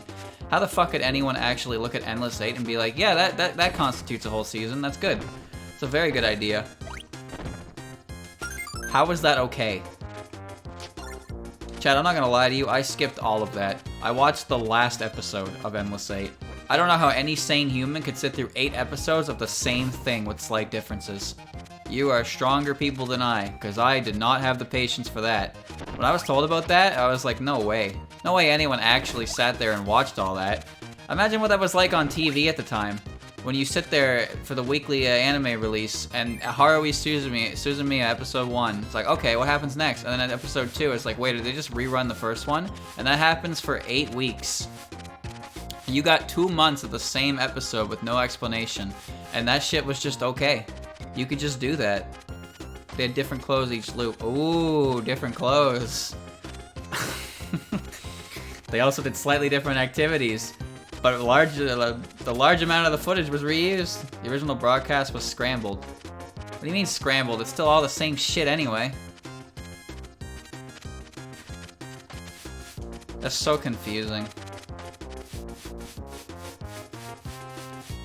I guess I'm just more so annoyed that we got a whole second season of Haruhi Suzumiya, 12 episodes long, and 3/4 of the entire season is the same episode. It's like, Carl. It was not the Endless 8 in a row. You do understand that there was only 12 episodes anyway. So even if they did Endless 8 episode, Endless 8 episode, Endless 8 episode, then they would still have at least a minimum of 4 episodes together.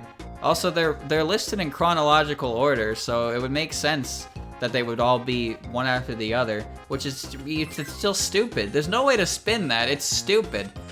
I would believe it is okay if there was 24 episodes and every like 2 episodes you had an episode of Endless 8. Maybe. That would be more acceptable in my opinion. But as it is, Endless 8 is just fucking pointless.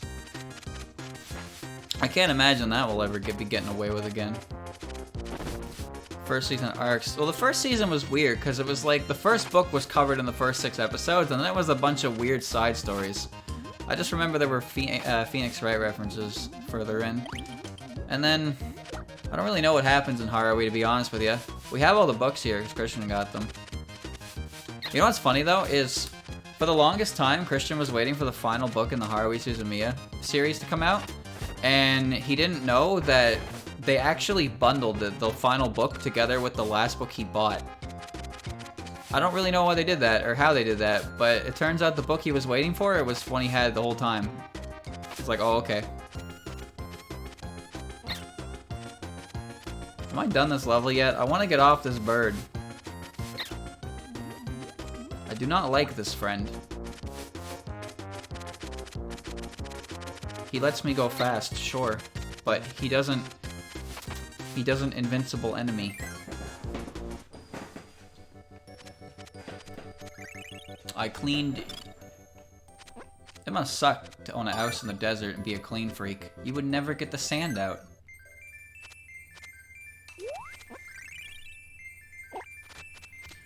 Studio trigger or studio shaft? How come shaft always does that camera angle? You know the one I'm talking about. Is that an egg? Alright, I'm getting off this thing. It's not worth it. Not worth it. Goodbye, bird. We were friends at one point, but now we are not. I'm gonna go clean the competition. You know what? No. Get rid of this. I'm taking this. This is mine. The shaft neck tilt. Yeah, the shaft tilt. Which is dirty. Why'd you make me say that? It's not what I meant, chat. It's not what I meant, but you get what I meant. I don't think I've watched something made by Studio Trigger that I've liked since Panty and Stocking. And now I can't even remember it was Studio Trigger that made that. I might be mixing up the studios. The shift angle is you put your, you look away from the camera, you tilt your head back into the side, and then you arch your shoulders. So you kind of turn halfway, but it's like your back turned and your head leaned back and looking backwards, and that's the shaft angle. Penny is talking with Gynax. Oh, yeah, okay, yeah. I don't know what Studio Trigger is then. There's a good chance that I've never enjoyed anything Studio Trigger has made then. Kill la Kill is great. I don't like it. I don't like Kill la Kill. I think it's stupid. I think it's really stupid. Alright, let's go.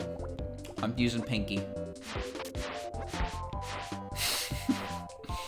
No, that's a good power.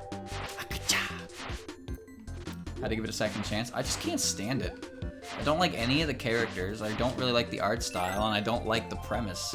It's very whatever it is. It's just not my kind of show, really. Of course, you can take my opinion with a grain of salt because I watch God knows what. I watch weird shit all the time. This is great.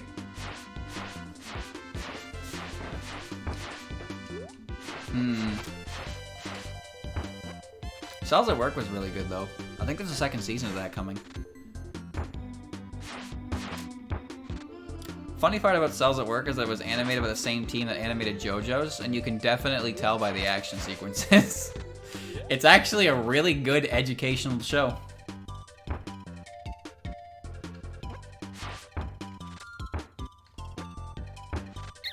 What? How? What? How am I hitting that? That's impossible. I got some wonky ass hit detection in this game.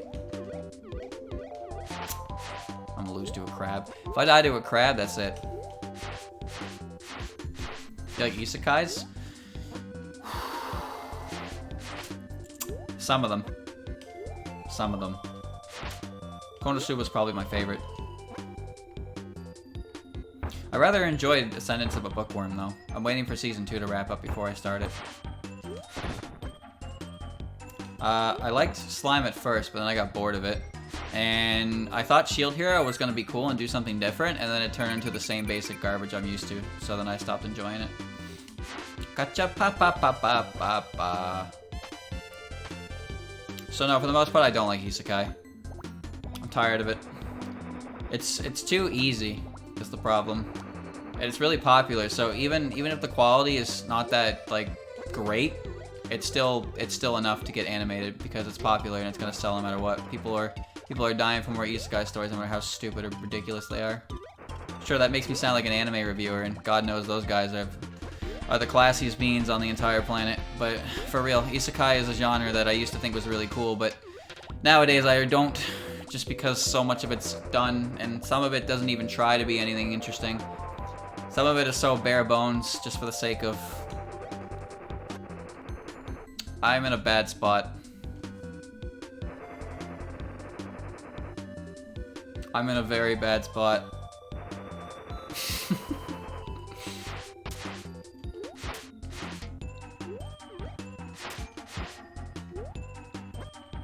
We're okay. We're good, we made it. Controversy, Shield Hero started when it launched. I'm so stupid. Shield Hero was interesting to me because the main character was not just your dude who gets the best. Oh, hold on. Red? 5. I'm counting. Hold on, Chad, I'm counting. You're gonna have to wait a second. I'll finish my thought in a second. I'm gonna count first. 7.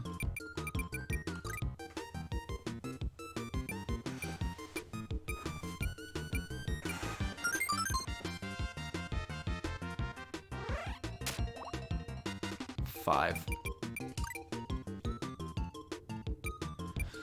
The thing about Shield Hero that interested me was the idea was that the main character was trying to be a basic isekai protagonist, but then the entire world seems to hate his guts, and some horribly horrible, terrible character, like the epitome of evil. I want you, this character, to stop existing. Ruins his life, and he gets so pissed off. He's like, you know what? Fuck being the hero. Fuck all you guys. I'm gonna go do what I want. I was like, yo, that's pretty cool. I like that. And he's basically like an anti-hero for a while because he's not respected. And he's like, you know what? Fuck all of you. I can't really leave this world without anyway, so I'm just gonna do whatever the fuck I can. I like that. And then he turned into the basic man, the basic character that we're all used to. Yeah, did fine. No, everyone must live. No characters can't die by my hand. I'm the good guy. Fuck you. Wasted potential. Yep. As soon as I saw the episode reach its climax, at that point I was like, oh, finally some fucking justice.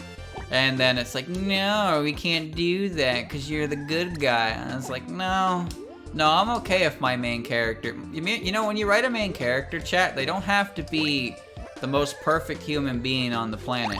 And then you can't make a character who you think is going to be a pretty shitty individual and then still try to make them be a good character. You can't do that. You can't have your cake and eat it too. That's not how characters work.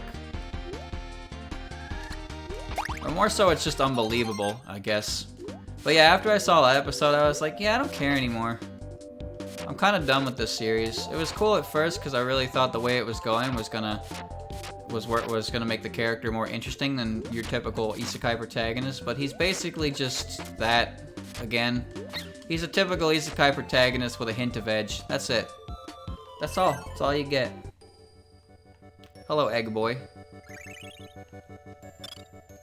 There's some weird characters in Kirby lore.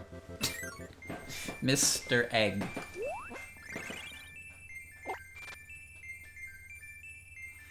Guess you like, that's why I like Konosuba. I like Konosuba mostly because it's a parody on isekai itself. It's a big piss take.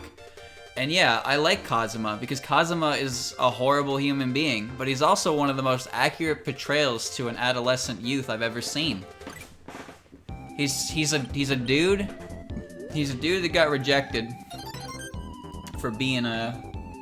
Anyway, I don't remember what his plot device was actually, but he fucks up. He goes to a world. He's selfish, self-centered. He's a weak, cowardly, a punk. He's not a fucking embodiment of virtue. He's no hero. He's just a punk-ass kid who got lucky. And he has a ragtag group of a bunch of weird-ass people. And that's what makes it entertaining. To me, anyway. I like the comedy. I think it's really funny. And I like that it's a piss take on the genre. Biggest hot take is I like Aqua more than Megumin. That's pretty surprising, but you know, you're allowed to like whoever you like. Aqua's just annoying more than anything, in my opinion. But she does have some great expressions. Megumin's more a meme. I like Darkness. Even though Darkness is pretty... Well... Darkness is pretty darkness, I suppose is the best way to say it. But I like her. I like all the characters. They're unique, but they also follow like anti-tropes, I suppose. Because I mean, you got the high-level goddess who is completely useless. You got the high-level mage who only uses one spell ever. That's all they do, and they can only use it once. And then you have the paladin who only is a paladin because they like getting hurt. It's like, what the fuck are these tropes? They're anti-tropes. They like go against. They basically. Their characteristics are aspects that kind of go against what their roles are. I mean, the most obvious one is the masochist paladin. But, you know, that's what makes it entertaining. And then Kazuma is just a dude. He's just a dude with a sword, I guess. And he can use the steel magic to do bad things to women. So there's that as well. Yeah, Konosuba itself is good. I like it because it doesn't take itself too seriously. There's not really any grand stakes. That was pretty sick. I got fucking caught. He gets a full suit of armor and he can't wear it because it's too heavy.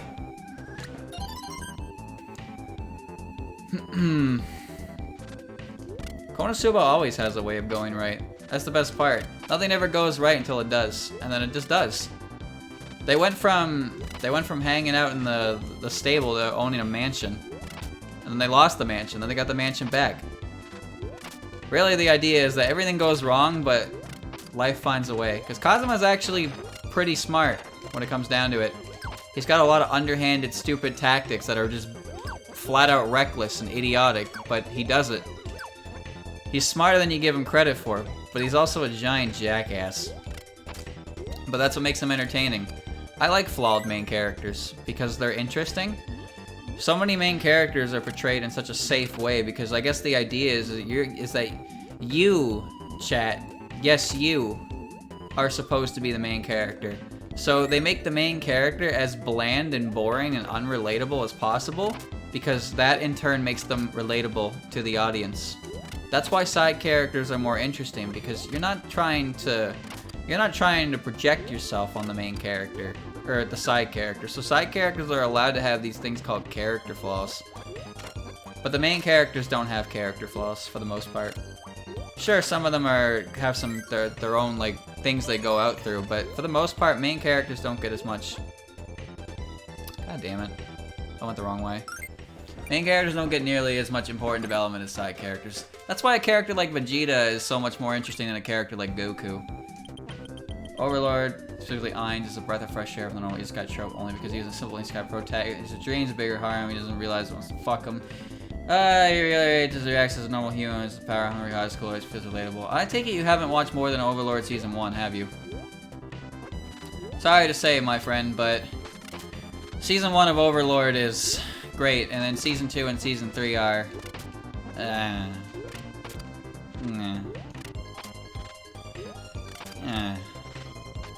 I don't know, chat. What's your opinion on Overlord Season 2 and Season 3? Give me your honest opinions.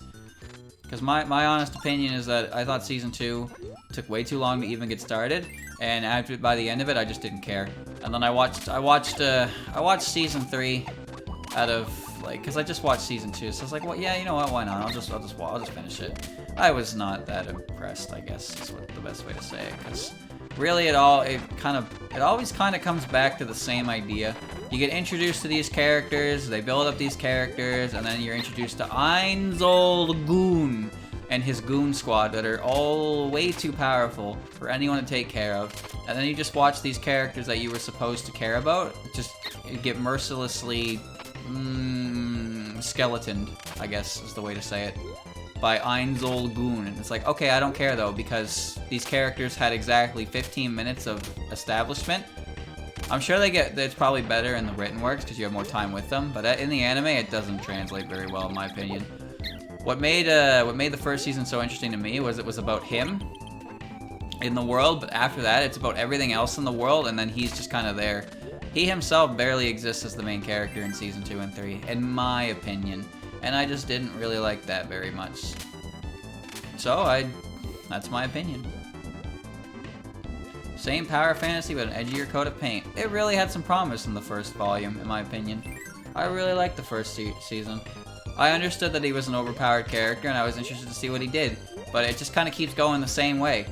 We get introduced to characters in the world who are obviously not as powerful as Mr. Ainz Goon, and then Ainz Goon gets to meet them, and he's like, alright, I'm gonna fuck your shit up, and he does, and that's it. That's the end of the game. There's no threat, there's no sense of urgency, there's no risk, there's nothing. At least in something like No Game, No Life with an overpowered protagonist, the games they play are really interesting. What? Where'd he go? What? Did I pick him up? Okay. What do you mean, wrong way? Oh, shit, there's a middle path. There's a middle path. Aw, fuck off. Really? So, okay, so, which way is it? Is it down? I tried up, down, and up, up.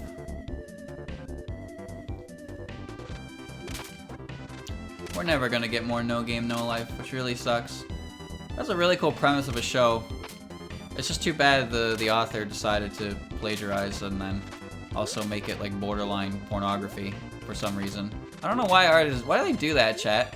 What's the point of writing a good story if you're just gonna completely like ruin it by throwing in as many tit shots as you can? Like, there's a reason that shit's referred to as schlock, is because it doesn't try to do anything special, it's just boobs. But then they try to make something good, and then it's just a bunch of boobs, and it's like, what are you doing? Why are you doing this? Like, I ain't trying to be horny 24/7, you ain't helping. Like, can't you just make something good and not horny? Why do you gotta be horny on main all the time? That doesn't help me, it doesn't help you. Yeah, there are a few JoJo references in No Game No Life. One of the characters does the Ri, and then the main characters do the Rohan. You know exactly what I mean when I say the Rohan.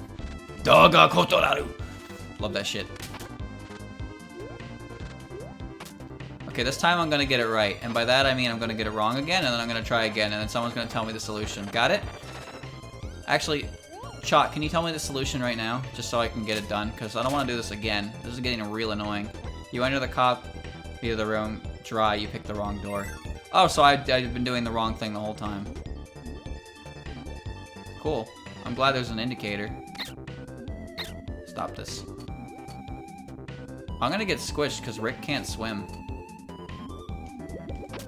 Boole.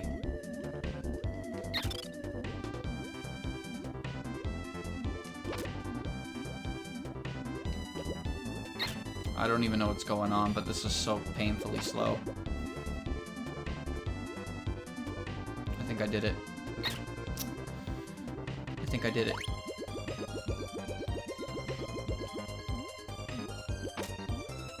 I'm gonna go in the middle, because the middle seems like the best way to indicate, because I've done the two other paths. Uh-oh. It was the down. What? What? No, I think I was right. I did it. It's just a giant broom.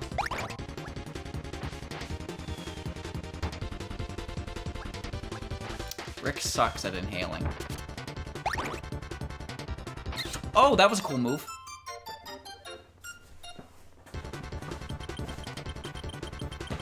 I don't know, man. I just don't really see. I just don't really see why people feel the need to create good, interesting stories and worlds, and then be like, what if we just jam tits all over the place, and like make it really hard for a casual audience to watch, because they don't want to see a bunch of tits everywhere, and they just want to watch a story. Lock Horizon's getting a third season? Is it? I never actually finished the second season. I was like a couple episodes short of finishing that. Yeah, sweepy sweepy. I like the first season though. I thought Lock Horizon was pretty cool after it got over the part where it was an isekai. And then it became about living in this new isekai world instead of just being like, well, these level 100 dudes are like really strong, I guess, and they're gonna activate cheap magic that has no explanation, and bada bing bada boom. But instead it went a very interesting route, I found. That's what I liked about Log Horizon. Of course, I don't remember anything about the second season. Honestly, I just really didn't like the additional plot lines for the kids' adventures. I didn't give a shit about any of them. I cared about the main characters. The big guy in glasses, the paladin dude, and the small ninja girl. Those are the characters I was interested in. But then they dedicated like 8 episodes or some shit to the ragtag group of adventures that consists of 4 kids. And I was like, alright, well, I don't care that much. And then they did it again in the second season. And I guarantee the reason I stopped watching was because it was just about to start their arc for the second season. I think it was in the later episodes or something, but they like set off and they were gonna go do a journey or adventure or some crazy shit like that. And I was just like, nah, I'll come back to it. And then I guess I never found the motivation to, because I truly did not care. Alright. I know these characters. They're a trophy in Melee. It's a game that was released in Japan only. And there's this little caveman dude here, and there's the schoolgirl with him. I don't remember what the game's called, but I remember the trophy in Melee.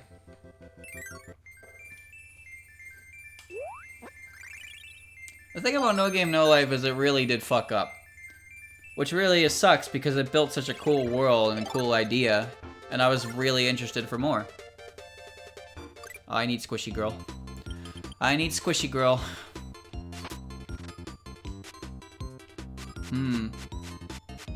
Isekai school anime. What's that one?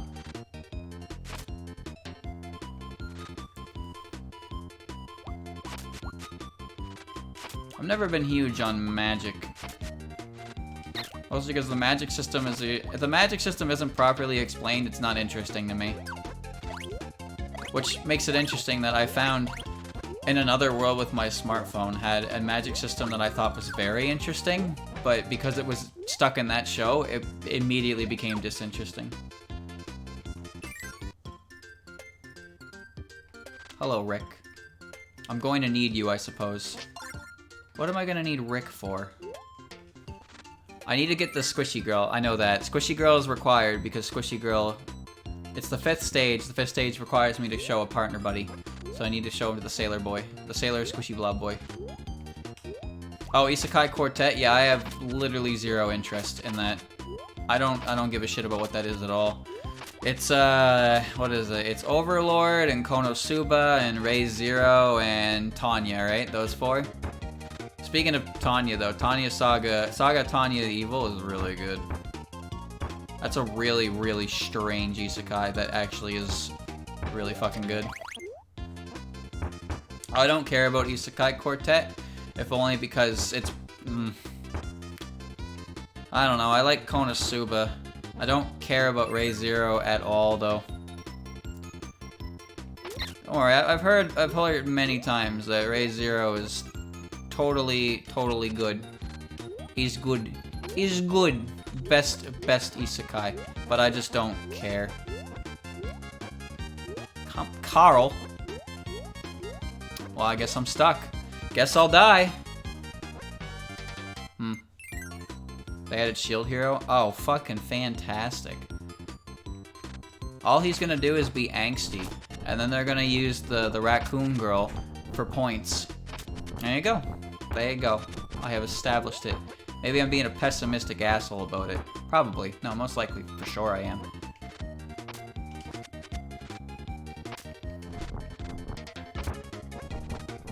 That thing only... Such a series only exists because of how popular isekais are. That's another example, I suppose, that isekai are currently the flavor of the industry. Years ago, it was slice of life moe and all that goo stuff. There she is. Okay, I need her. I need her, but I have 2 HP, so I'm fucked. This is not gonna work out properly.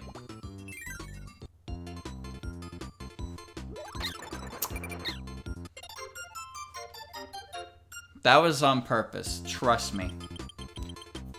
Oh shit. It was on purpose because I needed the goo girl. Don't laugh at me. How dare you laugh at me? I created you. The Devil is a part-timer's isekai. It's a reverse isekai. And it's also really good. Oh my god, this is fantastic. Oh, I want that back. Well, this isn't good now, is it? Did you know Devil is a Part-Timer was animated in 2012?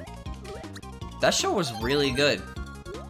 I really thought that show was good. I don't know how far along the light novels are. That was a cool isekai in my opinion. It was also made at a time where isekai wasn't super popular, so yeah. It was probably made because the creator liked it, and not because it was gonna make money. But maybe I'm being a shithead. Who knows? I turned into a vending machine in my next life. I'm sure you did, buddy. What a very interesting plotline that one is. Wait, what?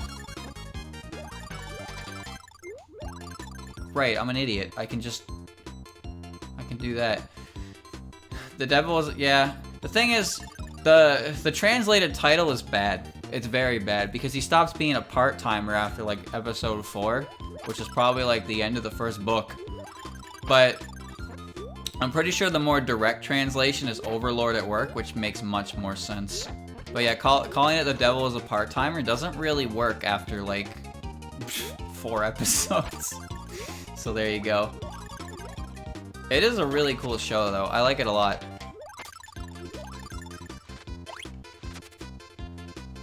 He isn't full-time. No, he is. He is full-time. He got a full-time position at McDonald's. Did you even watch the show? Goodness gracious. What do I do here? I need cutter.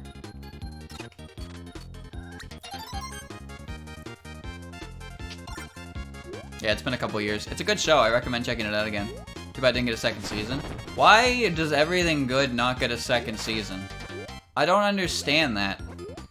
Although I guess nowadays, if an isekai is even remotely successful, it will get a second season. Too bad wholesome Overlord the work didn't come out until... Didn't come out in that time frame where it could have got away with sequels. There were some studios that were notorious for never giving sequels. I'm pretty sure Madhouse is one of them.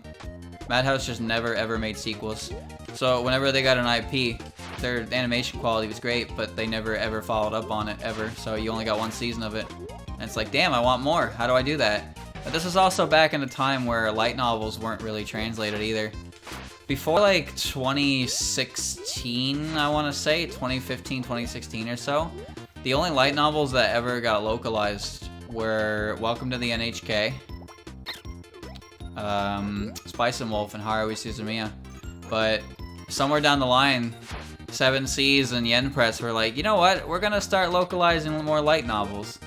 And granted, the release schedule is like 1 every 6 months of the series, which is fucking horrendous, man. It took like, you know how long it took to get all of Spice and Wolf? Pretty sure I got the first volume of Spice and Wolf back when I was in junior high. That's like 9 years ago or something. Crazy, crazy stuff. But now, now we're getting a ton of light novels, and light novels are selling better, and light novels are getting more series. And they're getting more seasons, which is great, but at the same time, one thing that does become slightly annoying is that anime was good for finishing light novels off that you couldn't read because they weren't translated for you. But now how it works is you get the animated season right before the... You get the animated season concluding the whole series right before the final volume releases, so there's not really any reason to own the media unless you want to experience it twice. And I don't know about you, Chad, but I don't have that amount of time that I can sit there and read the entirety of the light novel series and then watch the anime and be like, yep. Yo, Rob? Gurren Lagann didn't have 2 seasons. Yeah, it was just... It had 2 arcs, but it wasn't 2 seasons. Here's a good example. Here's a good example. One of my favorite rom-com series, my teen romantic comedy Snafu. That's about, I think that's finished now. I think there's 13 volumes completed. And English, I'm pretty sure the most recent volume to come out, or is coming out, is volume 9. However, the first season, and the first and second season of that series, the second season ends right at the end of like book 8. So it's impossible to read ahead. And by the 3rd season was supposed to come out in spring, but now it's probably coming out in the summer block. So I'm looking forward to that myself. But that means there's no reason to get the light novels because, well, the series is going to be done at that point. Also, having rewatched that recently because I was talking about it again, I realized that the second season leaves off on a massive cliffhanger, and now I'm hella curious as to what is going to happen in season 3. I genuinely like that show, and I think it's very good. I would recommend it. As long as you don't mind some of the characters being, I don't know the best way to say this. Too smart? I don't know. I'm dead. No, you're dead. Never mind. There's no we here. Only you. There's no we and dead. Yeah, this is some alien shit. Which way do I go? Well, that wasn't cool.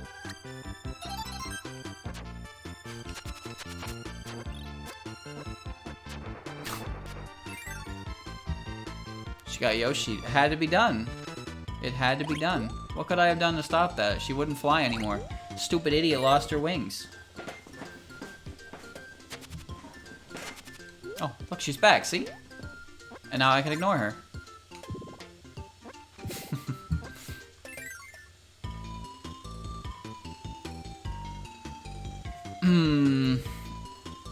Here's one that, oh shit, I just had it. Now I can't remember it.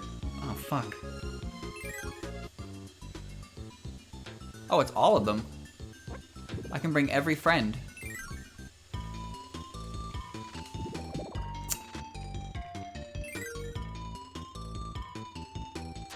Isekai. That's a really good one. All the episodes are short, too. They're 12-minute. They're half episodes, so it's technically a 12-episode series. That one's really good. I just had a series in mind. I can't remember what it is now. This level has every partner for some reason. I don't know why though. It's not gonna come to me, chat. That's it. It's not gonna come to me.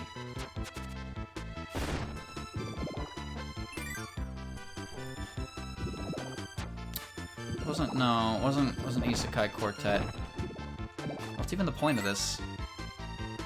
Snafu? No, it wasn't Snafu either.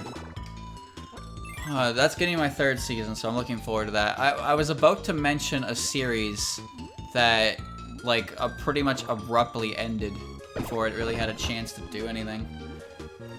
Or at the very least, it looked like it was gonna go on for a while, but then it just stopped.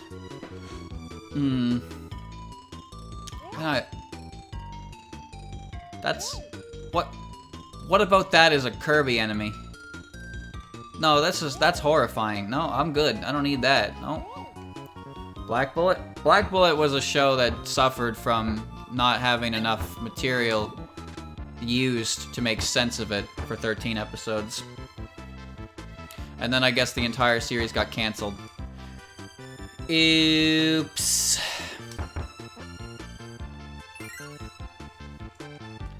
No, this is the UFO. This is in Kirby 64 as well, actually. Same area, too, in the desert. The island just kind of stopped. Yeah. You know, I learned that the author of High School of the Dead passed away in 2017. So High School of the Dead is now just 31 chapters, 7 volumes, and that's it. High School of the Dead will never finish. And that makes me really sad, because I like that series for how stupid it was. Poor bastard, though. At least he left a legacy. Excuse me, what? I forgot I was looking for something in there. I need to find Rob in that ship. That's what I need.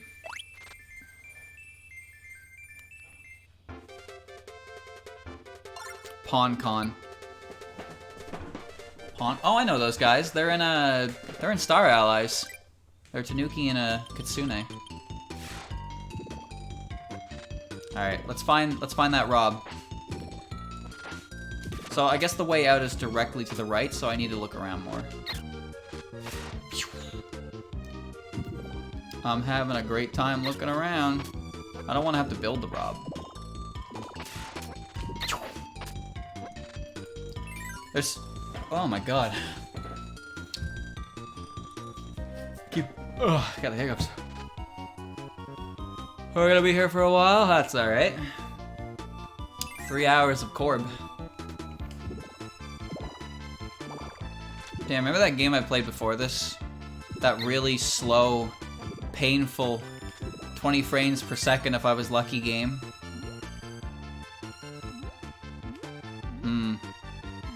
Let's see. So let's go this way.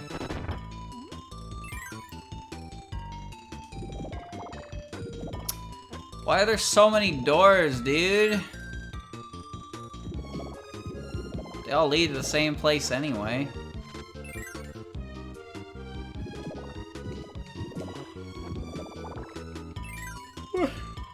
What's even the point? It's getting darker? No. You're seeing things. Wait, what? Gooey boy. Oh, he's not hiding in a secret door.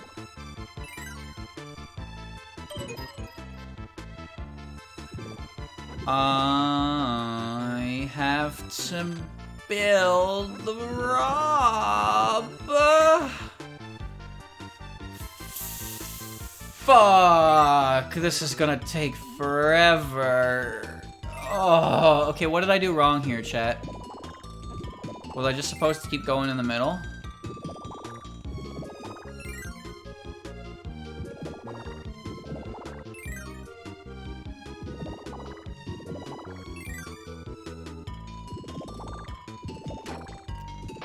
What? There's no door. What do?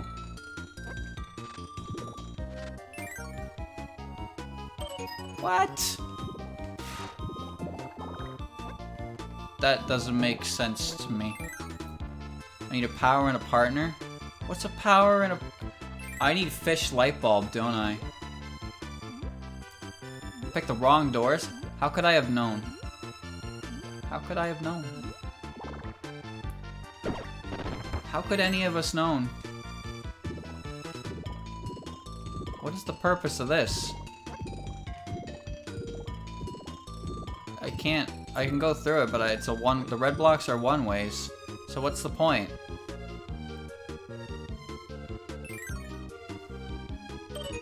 Oh, there's the head. Okay, I got the head. How do I get the oh, I see now. Oh, this is where the difficulty comes in. Go through the platform! He wouldn't... He won't!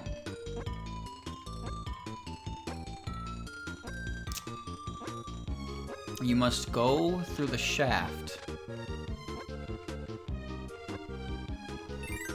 Alright. Oh, this is water? How strange. So I know which one takes me to the goal. It's the one on the far right. So I need to collect all the robot boys, but I need to figure out what the fuck I'm even doing here. Like, what is this? Where's the indicator that this is the correct answer? Who are you guys? Why are you here? Do I keep going down the middle? Or do I follow the power-up blocks? Do I use you? The ditch.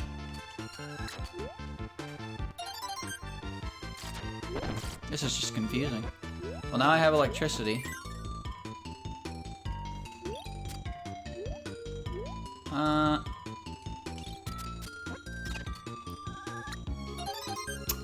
That's pretty wiener.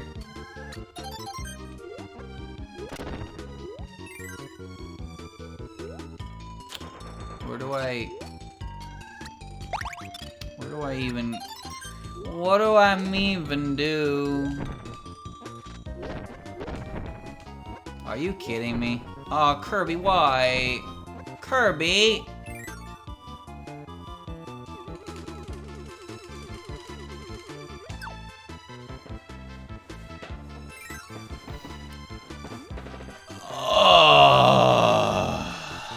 Okay.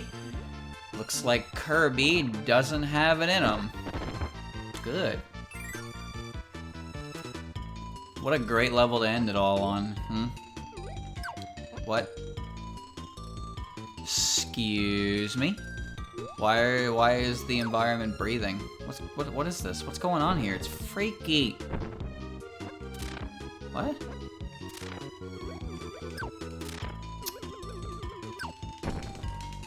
This is just confusing. There's nothing here. Oh, one of his arms. I need the fish. The fish is required for that part. Okay. Everybody keep in mind where the right arm of robotic dude. This is so bad. Oh, let's get the fish.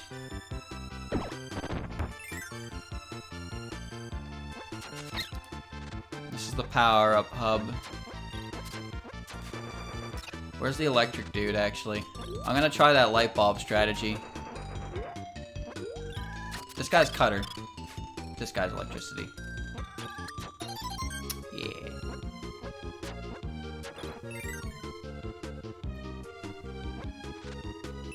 Let me get the fish.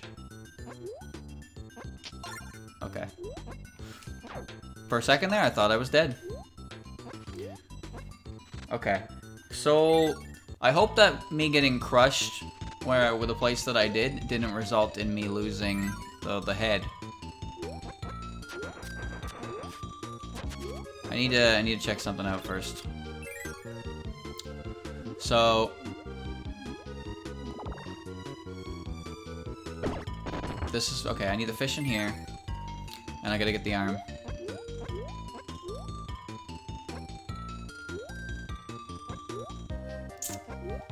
Mmm. Chat, how do I make the fish float?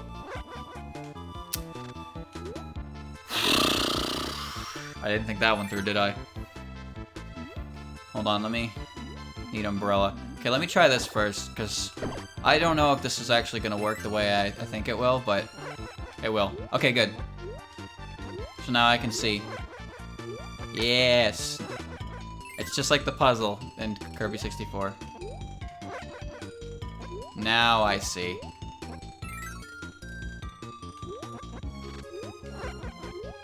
Okay.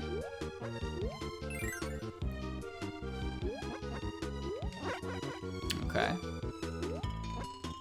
There's enough choices here that trying to brute force it would take a lot of time and you wouldn't even be able to tell if you're correct. There's no indicator that it's correct until you're done. That's 2 parts. Okay. Now I need umbrella, yeah? So there's only a couple more areas to check out. I have the base and I have the head. I need 2 arms and... 2 arms and I assume... Wait, where's the umbrella? What? Oh, it's the second guy.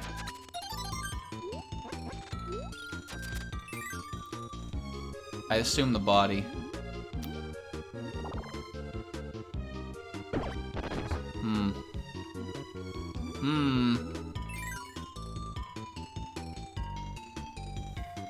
Okay, hold on. I know I need this for the umbrella, or the... There we go.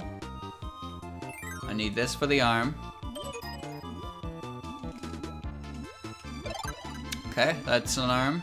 I got the arm, the head, and the base. I need the body and another arm.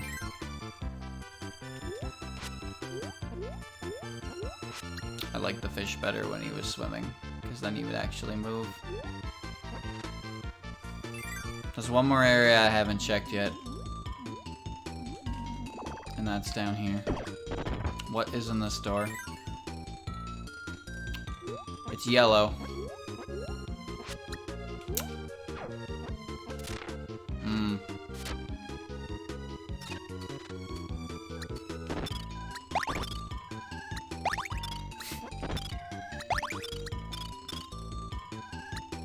Don't worry, Mr. Fish.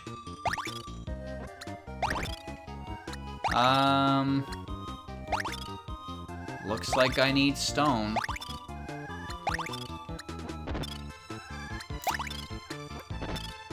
Maybe? I don't know. Wait, is that it? Oh, it's a door. That's what it is. Okay. Let's go get stone. They're all the fish, aren't they? They give me every ability, but the fish is being used for all of them. Okay, where's Rock?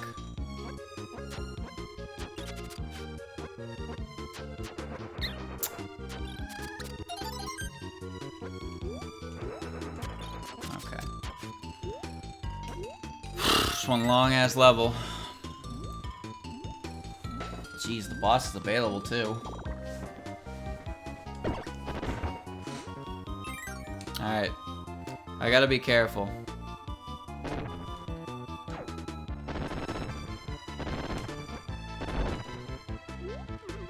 Wait, what? Oh, I need to get the fish. I need to get the fish through it. Wait, how do I get the fish through it?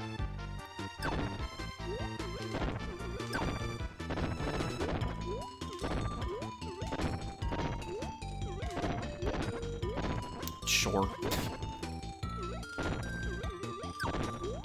This is gonna be awkward.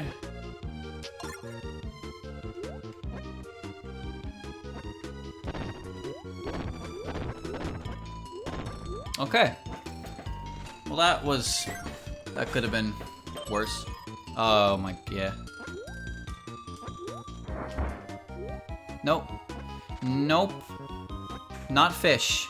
Fish is not what you need to be here. I need the green bird. I need the owl.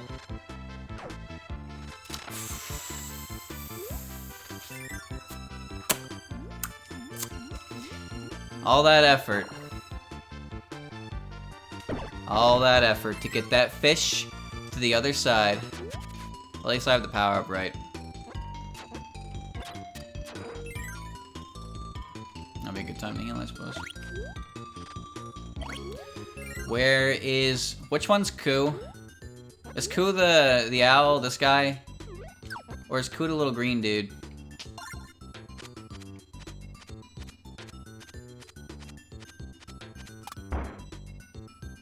How this guy? I guess he's the only one who can fly fast enough to get through it. Okay. Green is pitch. Man.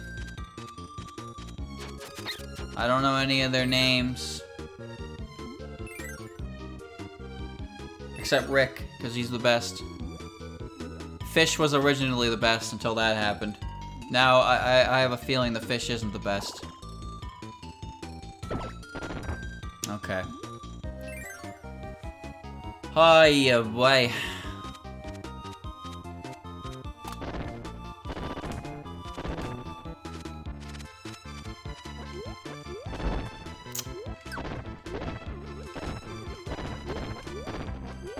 Oh, I pressed the wrong button, and I have exploded, and I have lost my power, and my owl, and majority of my patience with it. How unfortunate can you get? God damn it. Chat, I was ready to stop playing like 20 minutes ago. This was just supposed to be one more level. But, here I am. Here I am. I'm getting hungry. I'm getting hungry and I'm getting sick of looking at this background.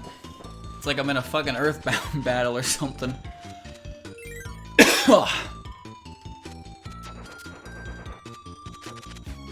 Please fly upwards faster. Thank you. Thank you. He can't swim very good, can he? Not much of an owl if he can't swim. Where'd all that energy, that fun, that Kirby excitement go? This game is still hella adorable though, so there's that.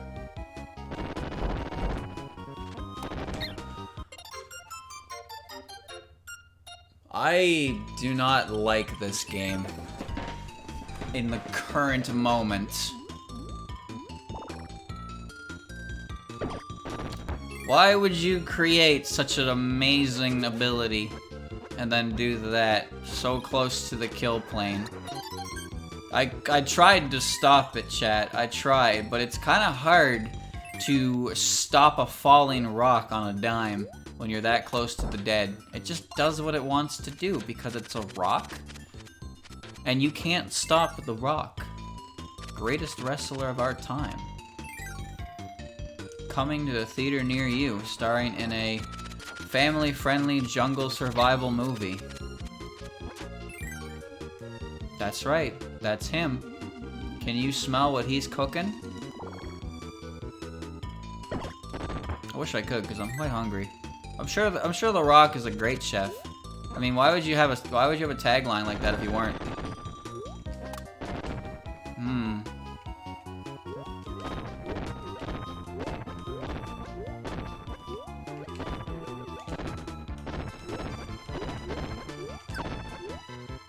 I'm so scared I'm gonna fuck this up. How did I do this with the fish? And then now I have the owl and I'm just sitting here like thumb up my ass and I can't figure it out. There we go. No. No, don't do that. Oh, shit. Okay, good. Let's go, owl boy.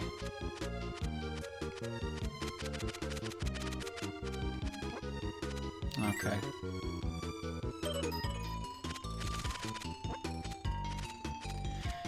Oh my goodness. Do I have everything yet? Or do I need his body? I don't know. I have 2 arms, a head, and the base. Sorry, Al, but this is where we part ways. I'm not doing that again. Not a chance. Now what? Do need the body. Well, where is the body? The copy abilities, that's what it is. There was the copy ability path, but I don't know how that one works. And I know I need someone, I need a character for the fire one, so I need to get someone here who can use fire.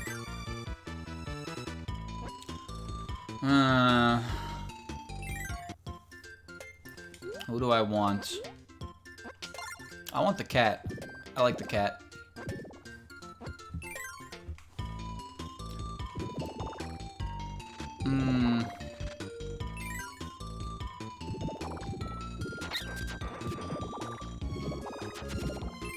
Yes. Swimmy boy. Top right.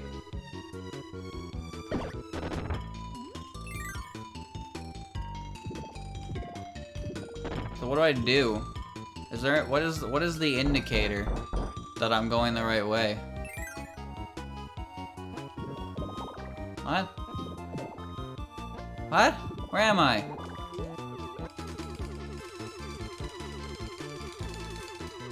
There's nothing here.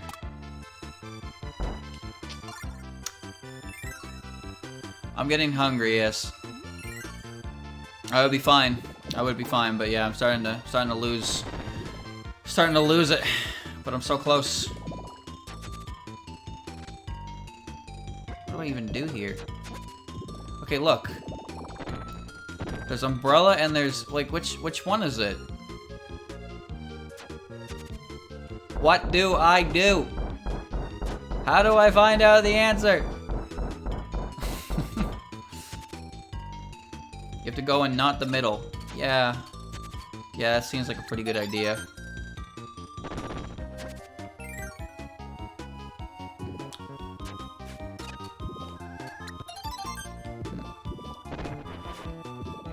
That guy's power doesn't work for that.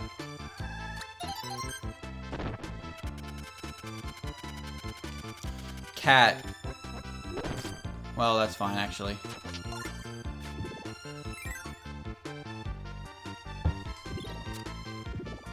What if it's the same as the one in the dark that I did? Get ice.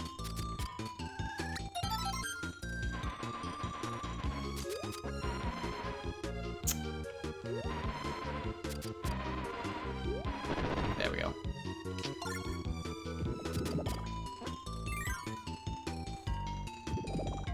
Now what? Just fire, yeah? Yeah, there we go. Give me the body. Okay. There you go. That's all 5. I did it. Okay, so you just needed to use the copy abilities. There was no pattern to it. I just managed to blow that. That's it. I got them all. We can leave now. Thank God. I don't want to build any more Rob.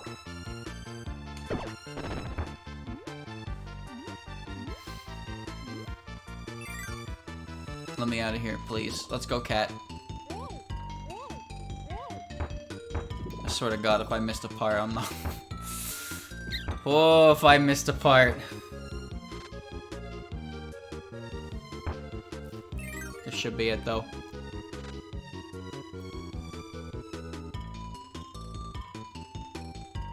Come on. Come on, come on. Right, we're not, the level's not done yet.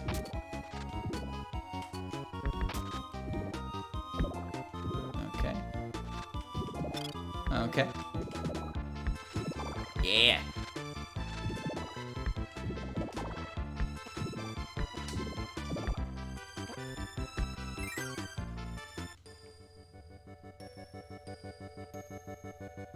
I hope you're happy, dude. I sincerely hope you're happy. That took me so long to acquire the parts for. You get your Rob. I'm getting out of here.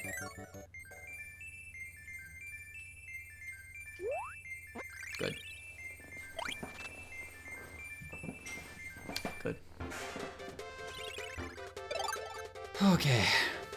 Let's do the boss. They're like Lololo and La La La. What? Please stop doing that.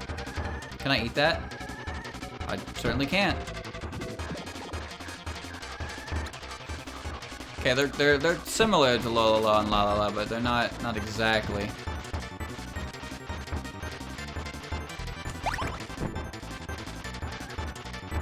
Oh, nope.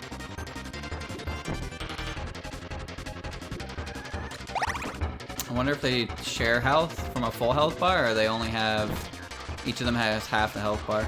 Because the boss in Nightmare in Dreamland does that. Well, that's half of their health so far, and they're both still alive, so...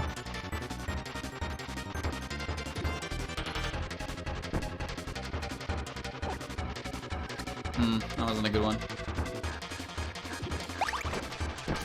Shit.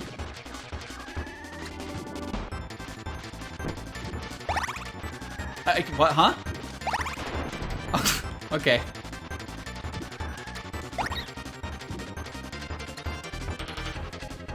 I'm not crazy, right? That went through him.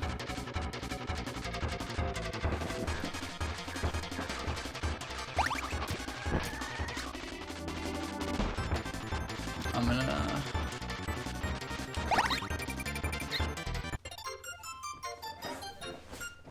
Oh boy.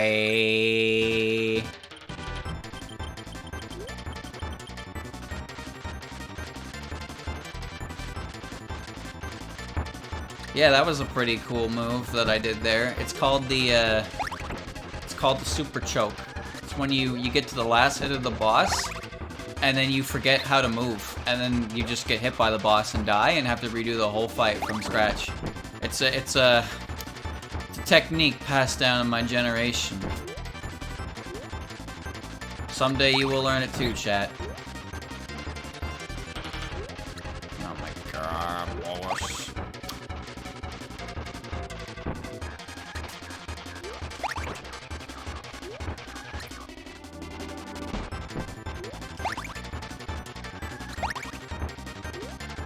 Okay.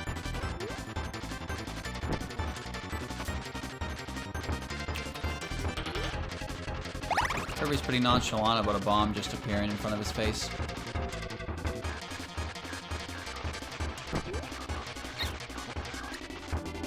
How did I inhale him from behind?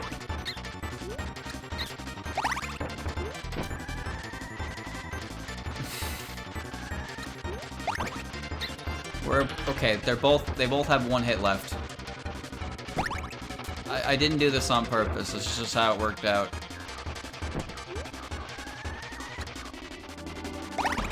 There we go.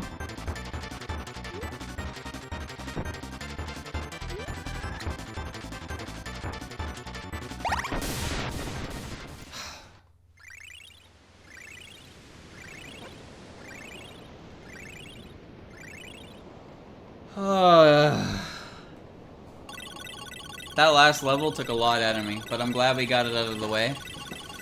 At the very least. But I also feel like it probably would have been better to have done that last level when I was on a fresher start. Because believe it or not, chat, when you play a video game for 3 hours, the same video game for 3 hours, you do start to deteriorate a little bit.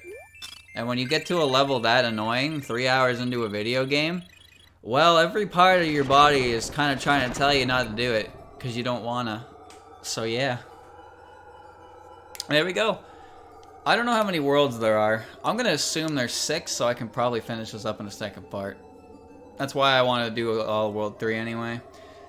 So that was fun. It was a nice, relaxing game. Aside from Rock Maiden. That was a very game, for sure. There's only 5 worlds? Oh, that's not so bad then. Okay. Then yeah, I probably should have stopped before that, but whatever. It'll just be a shorter ending. I like this game, though. It's cute. I'm surprised I never played this game beforehand, though. There we go. You can't see that, chat. Pretend you didn't see that, okay? Level 6. Okay, that's fine.